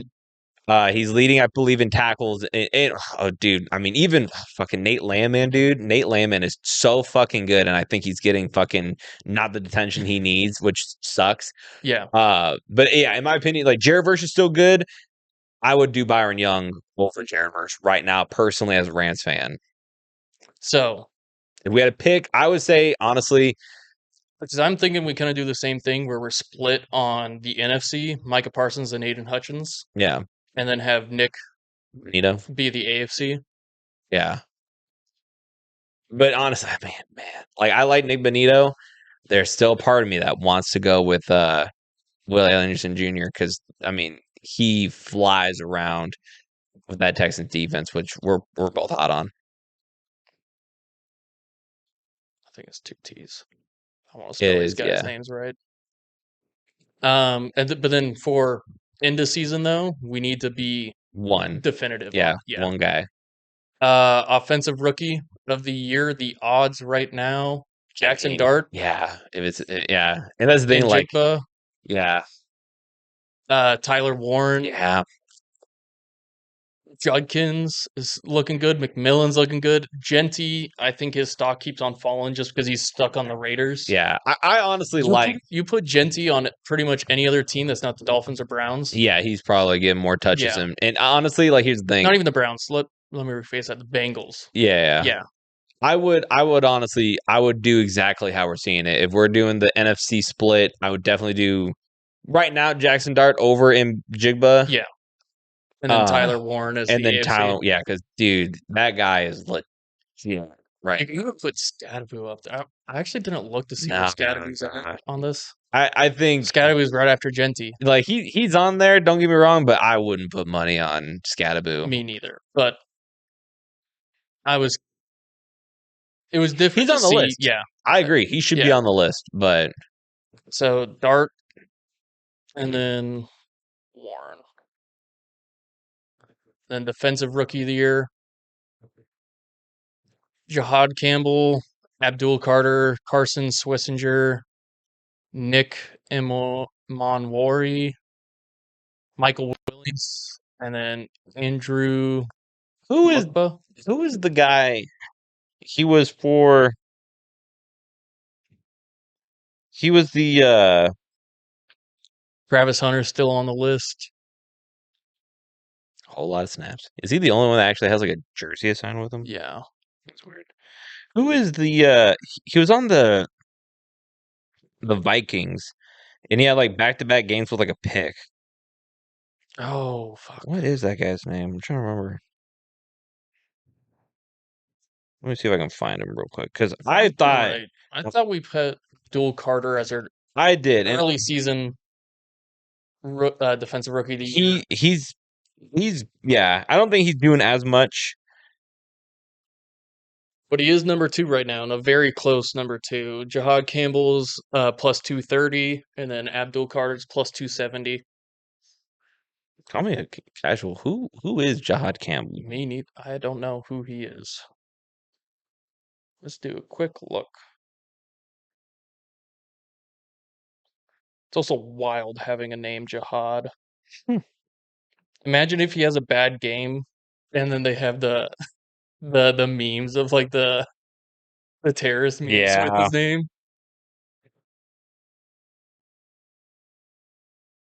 He's a linebacker. He's with the Eagles right now.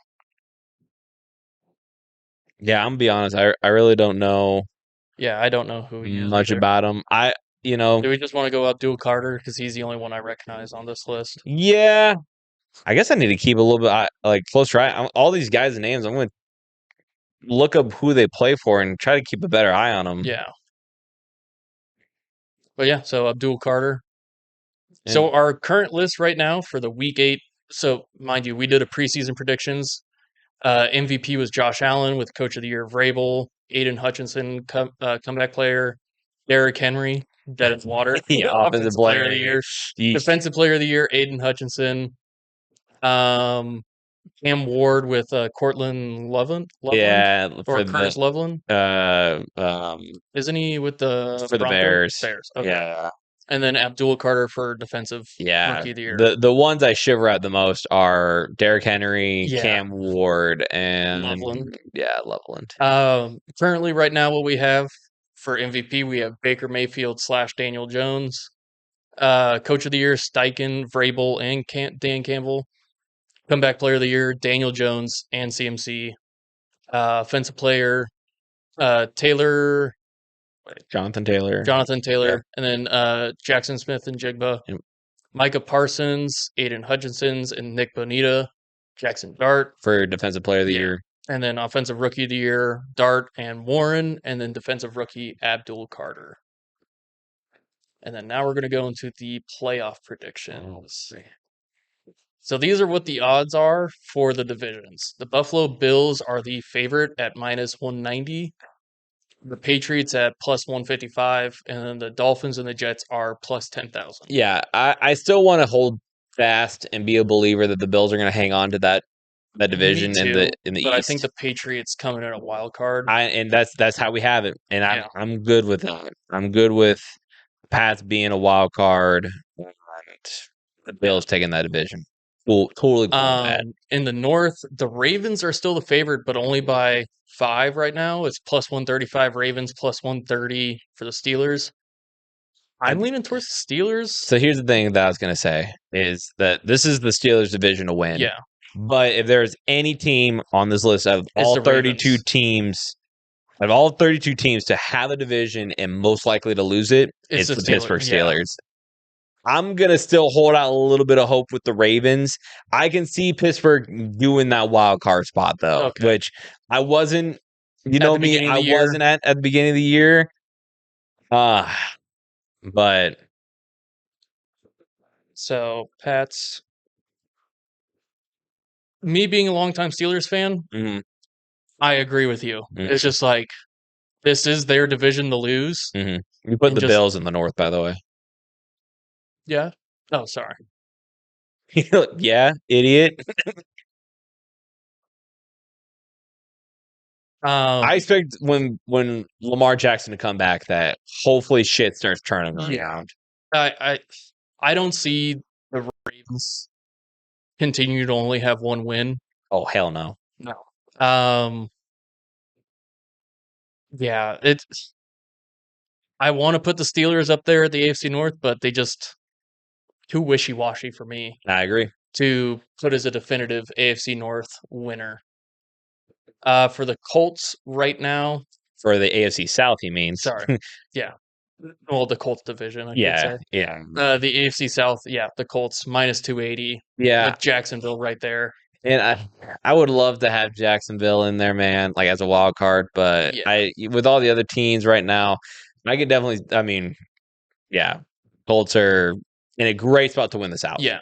Now I would say the Jags might have a chance to fit in there at that wild card spot. I agree. It's a plausibility, but I think So I want to put them in there with a slash, and we'll just swap with. Just because it's kind of hard to tell. Yeah. KC -125, Broncos at +220, and then the Chargers at +370. And this was one of those divisions that I was looking at the beginning of the year that like this could be one of those like how the AFC North usually is, where they have 3 teams in the playoffs. Mm-hmm. I thought this would be that division. The Chargers, I'm just they're missing down their own league right now. They're annoying the shit out of me is what they're doing. They showed such high hopes beating the Chiefs that first game, and they won the next couple. And they've just been. So I hate to say it. Give Chiefs the division, and Yeah. then I think the Broncos at Broncos in that wild card spot, which is let's flip. I had the Broncos winning the division, yep. and then the Patriots, or excuse me, the Chiefs in Well, we still have half a season to play. yeah. I'd like to believe that the Broncos are going to pull away with the division, hmm but I agree with you. It's just like This is I when the just Chief magic and like Chiefs that magic that and jihad music starts going off. don't Yeah, yeah, and they go after the metal birds in the yeah. sky.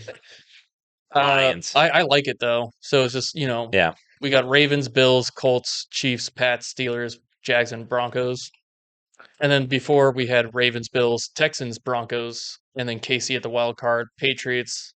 So not much has changed other than the Chargers are out the and Texans the are Texans out. are out. Yeah, and then the Colts are in. That's like the Yeah. biggest. If someone told me that, like when we first did that, I was like, dude, you're smoking crack. Daniel Jones is going to lead the Colts to the You're playoffs. smoking crack, dude.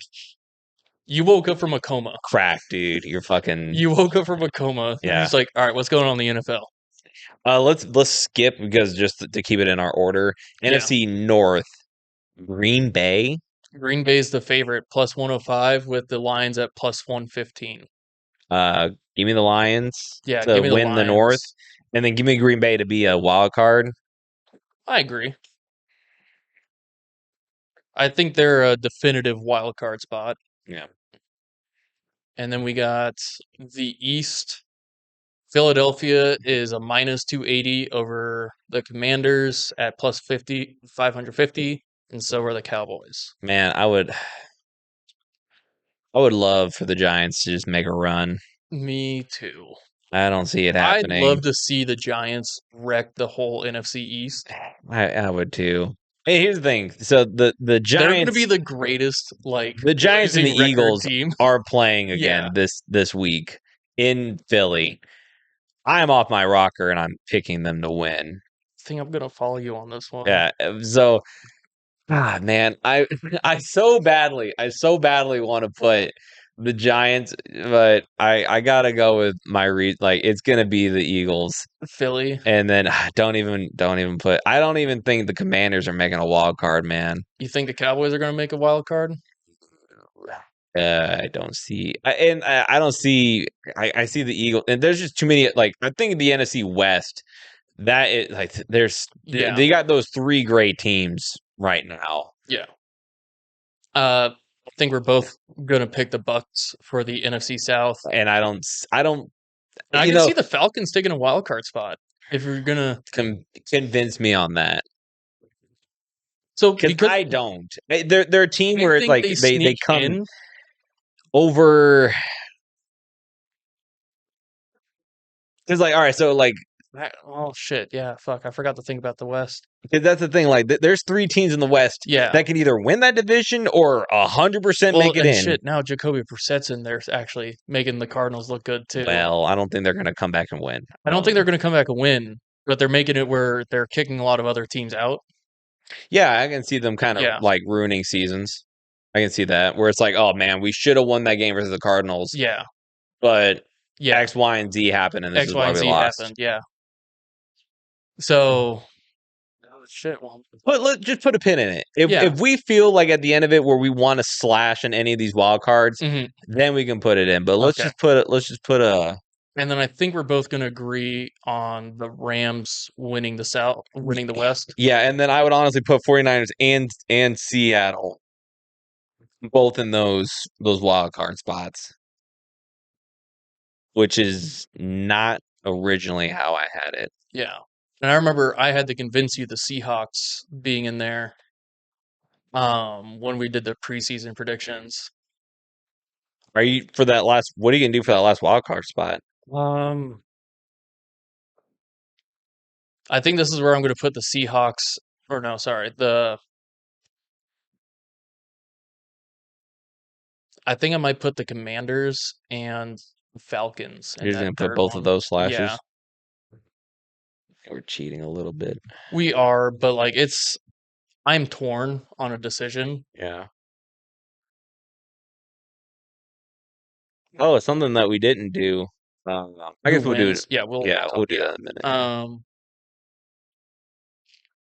I think I'm just gonna stick with Commanders. We can always this is just Yeah, predictions. yeah. All right. So who do you think wins the AFC? Because I think it's the Colts. It would be such a Cinderella story for the Yeah, Colts. I think it's too perfect. You know what I see? Colts Colts Bills. Chiefs in Oh, the AFC Championship game. hmm. You get Daniel Jones on his comeback season, and you got Patrick Mahomes who went 0-3 at the beginning of the season. It depends on how they do when they play the Chiefs. Yeah, You know what I mean? but I'm liking the Colts to win the AFC. Let's ride. Let's do it. I honestly, I'm not giving up on the Bills. I These are think our Colts. I changed my mind.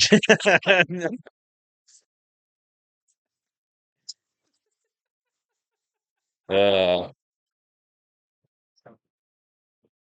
I got something I got to tell you after the show because I know if I say it on here, it's gonna be awful. Just say it. Fuck it. We'll let it No, out. no, no, no, no. I'll tell you. I'll tell you later. All right. So then, who wins the NFC? 'Cause I'm leaning Lions or Rams. Yeah, Lion, Rams, and then I mean, can you imagine Tyler Lockett leaving the Colts and when you know it, the Buccaneers are just suddenly out of their number one and number two wide receiver, And then he and he kind goes, of he kind of goes off a little bit. yeah, he leaves the Titans, goes off with the Bucks. Man, I'd love to see the I would. Bucks win win the NFC. Yeah, I'd that's love to see just it, but that's too much of a pipe dream. it is. They have too It many really comeback is. wins for me to definitively say But that they are going to that's the be thing. It's like, man, who do you trust in the fourth quarter? Baker Mayfield. Baker Mayfield, man. Yeah, Close game in the fourth. but you Uh, got the Lions. They're yeah. out. They're flying all over the field. Jameer Gibbs is running phenomenally. David Montgomery's doing Well, well. if you gave me the choice of who's going to win the North, or sorry, win the NFC, I'm going to pick the You're going to pick the Rams. I'm Rams. going to pick the Rams. But I mean, let's give their Lions their time, man. Like I'm not super convinced on them in the playoffs, Me neither, but also but they've maybe only this been is in their. the playoffs, what, these past 3 years now? 2 years? But you would think that you wouldn't see them just getting like one and done. Like I Yeah, would love to see them in the Super Bowl, yeah. but I'd love to see him in the Super Bowl too. I'd be wearing my Lions shirt hmm with pride. hmm They are my NFC team. Going into week 8. you want to just skip fantasy talk this week? Yeah, well, it's just Okay, I lost to him pretty handily. yeah. Yeah, He didn't. He was like, whatever. Okay, whatever. move on. Yep. DK Metcalf. Vikings Chargers. Vikings are plus 155 underdogs. Chargers are the minus 185 favorites. Spread is 3.5. Man, I want to go Chargers. But I'm going Vikings. I'm going Chargers, but I don't feel great about it. You don't feel great about it? I don't. I don't feel great about it. But hey, Khalil Mack came back. He got a sack. I think that defense, and that's the thing, that old line for the Vikings has not shown me that Yeah, they can protect anybody yet. yeah. Dolphins Falcons. I'm gonna go Dolphins are, Falcons. yeah, Dolphins are plus 320. Spread is 7.5, which I think that's a little generous. I think Falcons are going to win. They're minus Yeah, I 425. already typed you in there. Jets Bengals. I'm gonna go Bengals. Also going Bengals. They are minus 290 favorite. Jets are plus 240 underdogs. Spread is 6.5. I got yeah. And then we got Browns Patriots. I'm gonna go Patriots. Also going Patriots, minus 400 favorites. Browns are plus 300 dogs. 6.5 is the spread. A lot of teams that I'm picking to win the game, I also think are going to cover the spread. Jules, what you whining about? Giants Eagles. I'm going I'm Giants. going Giants, man. If it was a closer game where it was kind of like almost flukish material when they beat Philly Yeah. in whenever they were in New York, Mhm. I would be a little bit more hesitant. But dude, it was a pretty convincing Pretty beatdown. convincing too. And I'm still not. And yeah, so the Eagles are minus 425 favorites. The Giants are plus 320. If you are following us, and our records aren't too bad this season. No, they aren't. And I think we've been staying fairly over 500 this year. Yeah. Consistently. Like last year and the year prior, I think we either start off under 500 Mm-hmm. and then get back over. Yeah. But this year we started off over 500. We were pretty hot off the rip. But yeah, even the 7.5 spread, like, yeah, I'm taking the Giants to win. Bills Panthers. I'm going Bills. Minus 400 favorite. Panthers are plus 300 underdogs. Spread now, again if is the Panthers 7.5. beat the Bills this week, Then I lose a lot of stock in the Bills. Dude, yeah, it's kind of like abandoned ship. Yeah. Even though they'd only be 4-3, like that's still plenty enough games to get their shit together. But they're coming off of a bye week and they lose to the fucking Panthers. Yeah. Who have been having a hot hand. I'm not gonna lie. Like if they can't stop Rico Dowdell in the backfield, but they got to come up with a better plan of splitting Rico Dowdell and Chuba Hubbard. Yeah. Bears Ravens. Bears are plus 230. Ravens are minus 280. Ravens. I'm going Ravens too, especially if Lamar's coming back. Now, this is one where I might flip. That I'm going to use one of my flips if Cooper Rush is the starting quarterback. Dude, there's no way. You would think that they would start. Who did they swap him out with? I forgot who it was. Fuck, what is his name? It's not Tyler Huntley. It is Tyler Huntley. I think it is Tyler. I think it is Tyler Huntley. I convinced myself it's Tyler Huntley. Yeah. I convinced myself it's Tyler. But yeah, like, dude. Yeah. Is this a game that, like, if Lamar's not starting, do we both flip? Yeah, 100%. All right. 100%. So we're both in agreement on this one. We'll use one of our flips. If it's not Lamar, then yeah, you better pencil me in for the Bears. 49ers Texans. I'm going to go 49ers. Yeah, I don't get this. The 49ers are plus 110 underdogs. It's a 1.5 point game. The Texans are minus 130 favorite. Here's the thing. I get it. The Texans do have a really tough defense. But, dude, just keep giving CMC the fucking... Like, you guys have the answer to the test? Yeah. It's Christian McCaffrey. I don't know if y'all have attempted to let him throw a ball, too. He might be your quarterback, dude. I don't know if they've thought of it yet. But, like, he can run, Christian he can McCaffrey catch. Throw the ball when they were in the Super Bowl when Brock Purdy went down? Maybe. I think Christian McCaffrey was their quarterback. Maybe, but he just did all Wildcat. Well, yeah, I don't know if you attempted it, but I mean, it wouldn't hurt. Bucks Saints, give me the Bucks. Yeah, Bucks are minus 210, 3.5 point spread. Saints are a plus 175 underdog. Cowboys Broncos. This game had me a little. So the Cowboys are plus 145 underdogs. Is a 3.5 point spread. The Broncos are minus 170. What my hypothesis is, and you're in the same boat as I am, is that with the big win, the big 33-point win they had, they are going to build off of that win, and they're going to carry that momentum into more wins. Because what are the Broncos right now? They're 5-2, and if I remember, majority of their wins are like come from behind. That's not. I mean, they could be higher up because the Broncos had that loss against the Colts where they could have won, and then I'm trying to remember the leveraging call, which off the missed field goal. I'm trying to remember the other win that they had where they could have won but they didn't.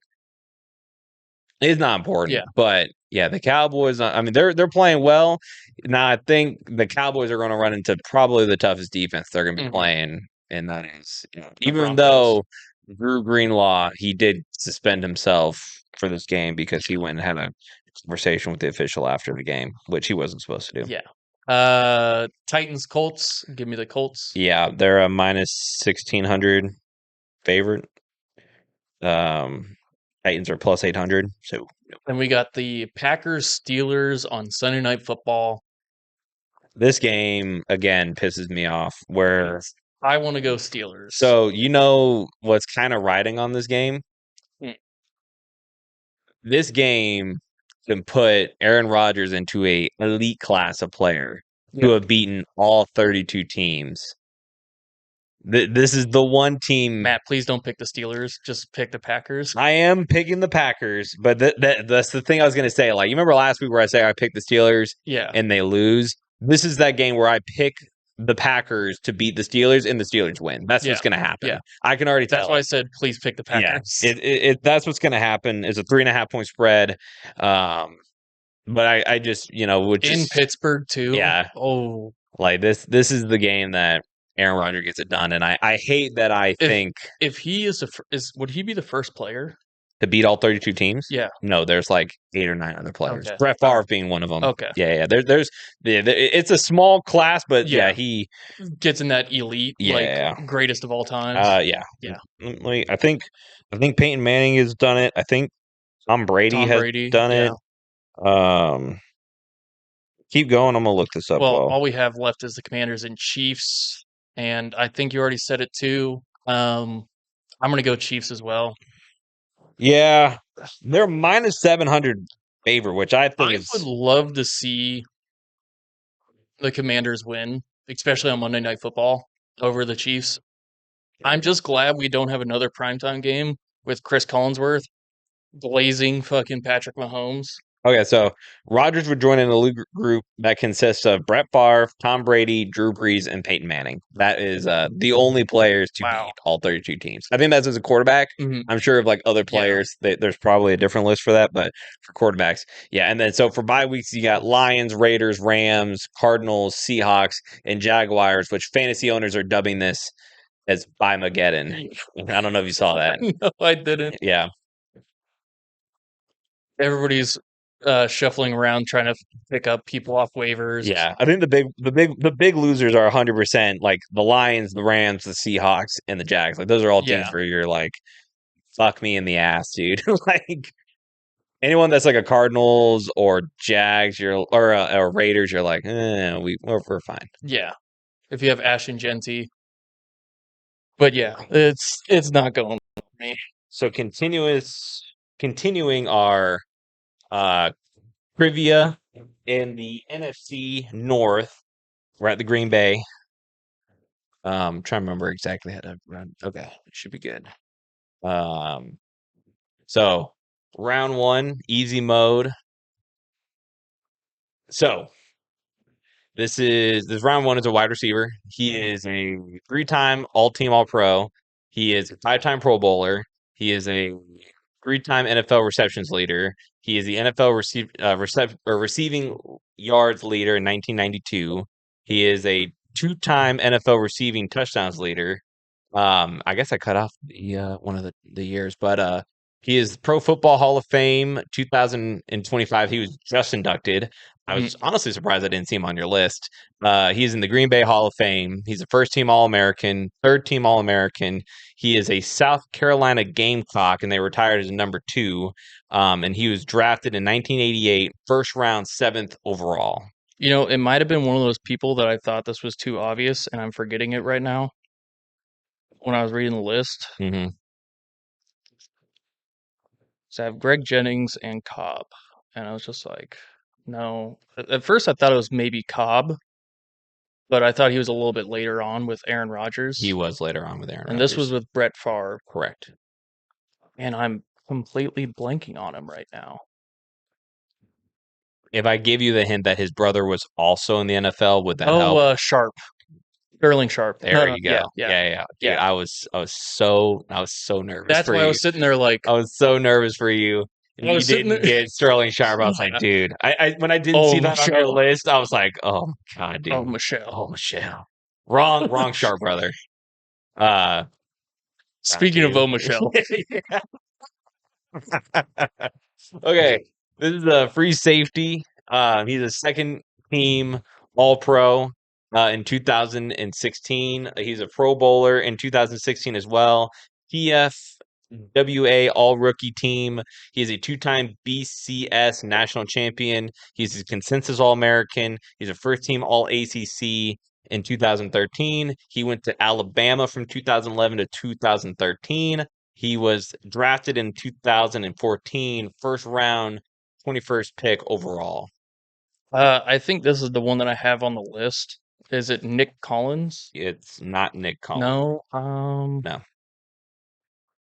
And I have to confess to you, I'm not gonna lie. I thought I put Randall Cobb. I forgot I switched him for Sterling Sharp. So Okay. no one that you have on your list is actually on my list. Okay. Or on my selection. Okay. So All right. Cool. So yeah, sorry. Even Okay. though you can get this, Yeah. I can. So, he was drafted by Green Bay. He was in from 2014 to 2018, and then he went to the Washington Redskins in 2018.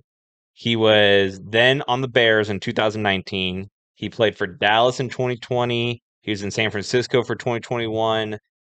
He was a Raider in 2021 as well, and then he was on a Broncos for 2021. So like towards the end of his year, he was just kind of bouncing Around to everybody for that like needed somebody. for practice team. Practice squads. Yeah. Ooh. Yep. Fuck. It like I think a lot of people they like his name because it's funny. Oh God. Is it like a dick joke? Yeah. Kinda. Is it Cox? Is his last name? Mm-mm. No.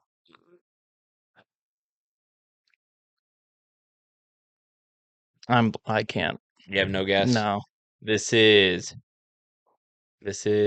haha Clinton Dix. Fuck. You- Haha Clinton Dix. Yeah. Jesus Christ. I thought the funny and then Yeah, no. Yeah. you made it to the final round. There's no grand prize. Okay. Round 3, Matty Light doesn't care about O-linemen, so that's why I knew this was going to be a hard one for you. Yeah. But there's a lot on here that I think you can use. So he was a Super Bowl champion. He is a 2-time first team All Pro. He's a 2-time second team All Pro. He's a 6-time Pro Bowler. He's the NFL Alumni Offensive Lineman of the Year in 2007. He was inducted in the Indianapolis Colts Ring of Honor. He is a 2-time first team All ACC. He is from North Carolina. He was there in 1993 to 1997, and he was selected he was undrafted in 1998 in the draft. Well, I have my list, and I have 2 offensive linemen on here: T.J. Long and then Josh Sutton. He had David Bakhtiari on there, but it's not him either. Okay. Because I was like, all those people weren't undrafted, so that's where it kind of like. If I told you he became a coach later on, would that help? Yes. Okay. Because there's Dan Campbell, but he was a tight end. Correct. And then Aaron Glenn, he was a skills player.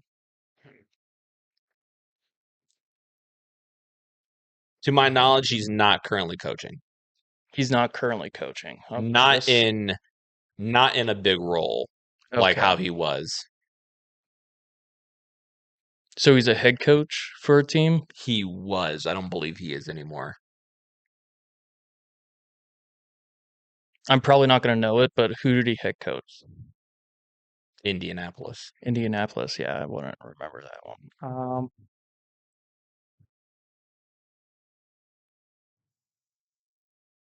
This might be a huge hint, but he was the center for Peyton Manning. Oh God damn it. Fuck. He's involved in that notorious. God damn it, Donald. No. The just hey, let me do the fucking plays. Yeah, I could see the face. Yeah. Fuck. He says his first name. I'm not going to say the whole clip, but he says the first name. But that's when Peyton Manning got into it with his O-line. Yeah, run the damn ball. Or like, yeah. You know. I know the clip, and I can see the face, and I'm just like, fuck, what's his name? Because it's sitting there, and God, when you click it too, it's gonna piss me off. I'm gonna be thinking about it on the drive home. But you're just gonna have to click it. Okay. Yeah. Jeff Saturday. Where he's like, God, let me run the play, Jeff. All right, that's it. Hart Ventures. Go talk to him. Bye, everybody. Okay. Thank you all for joining the MattCast. Like, comment, subscribe. And if you're looking for any electrical needs, contact MattCast sponsor, Hart Venture Electrical Services, free estimates in the local Omaha area. All of his information is down below. He does great work, so please check him out and let him know that we sent you. Have a great night, everybody.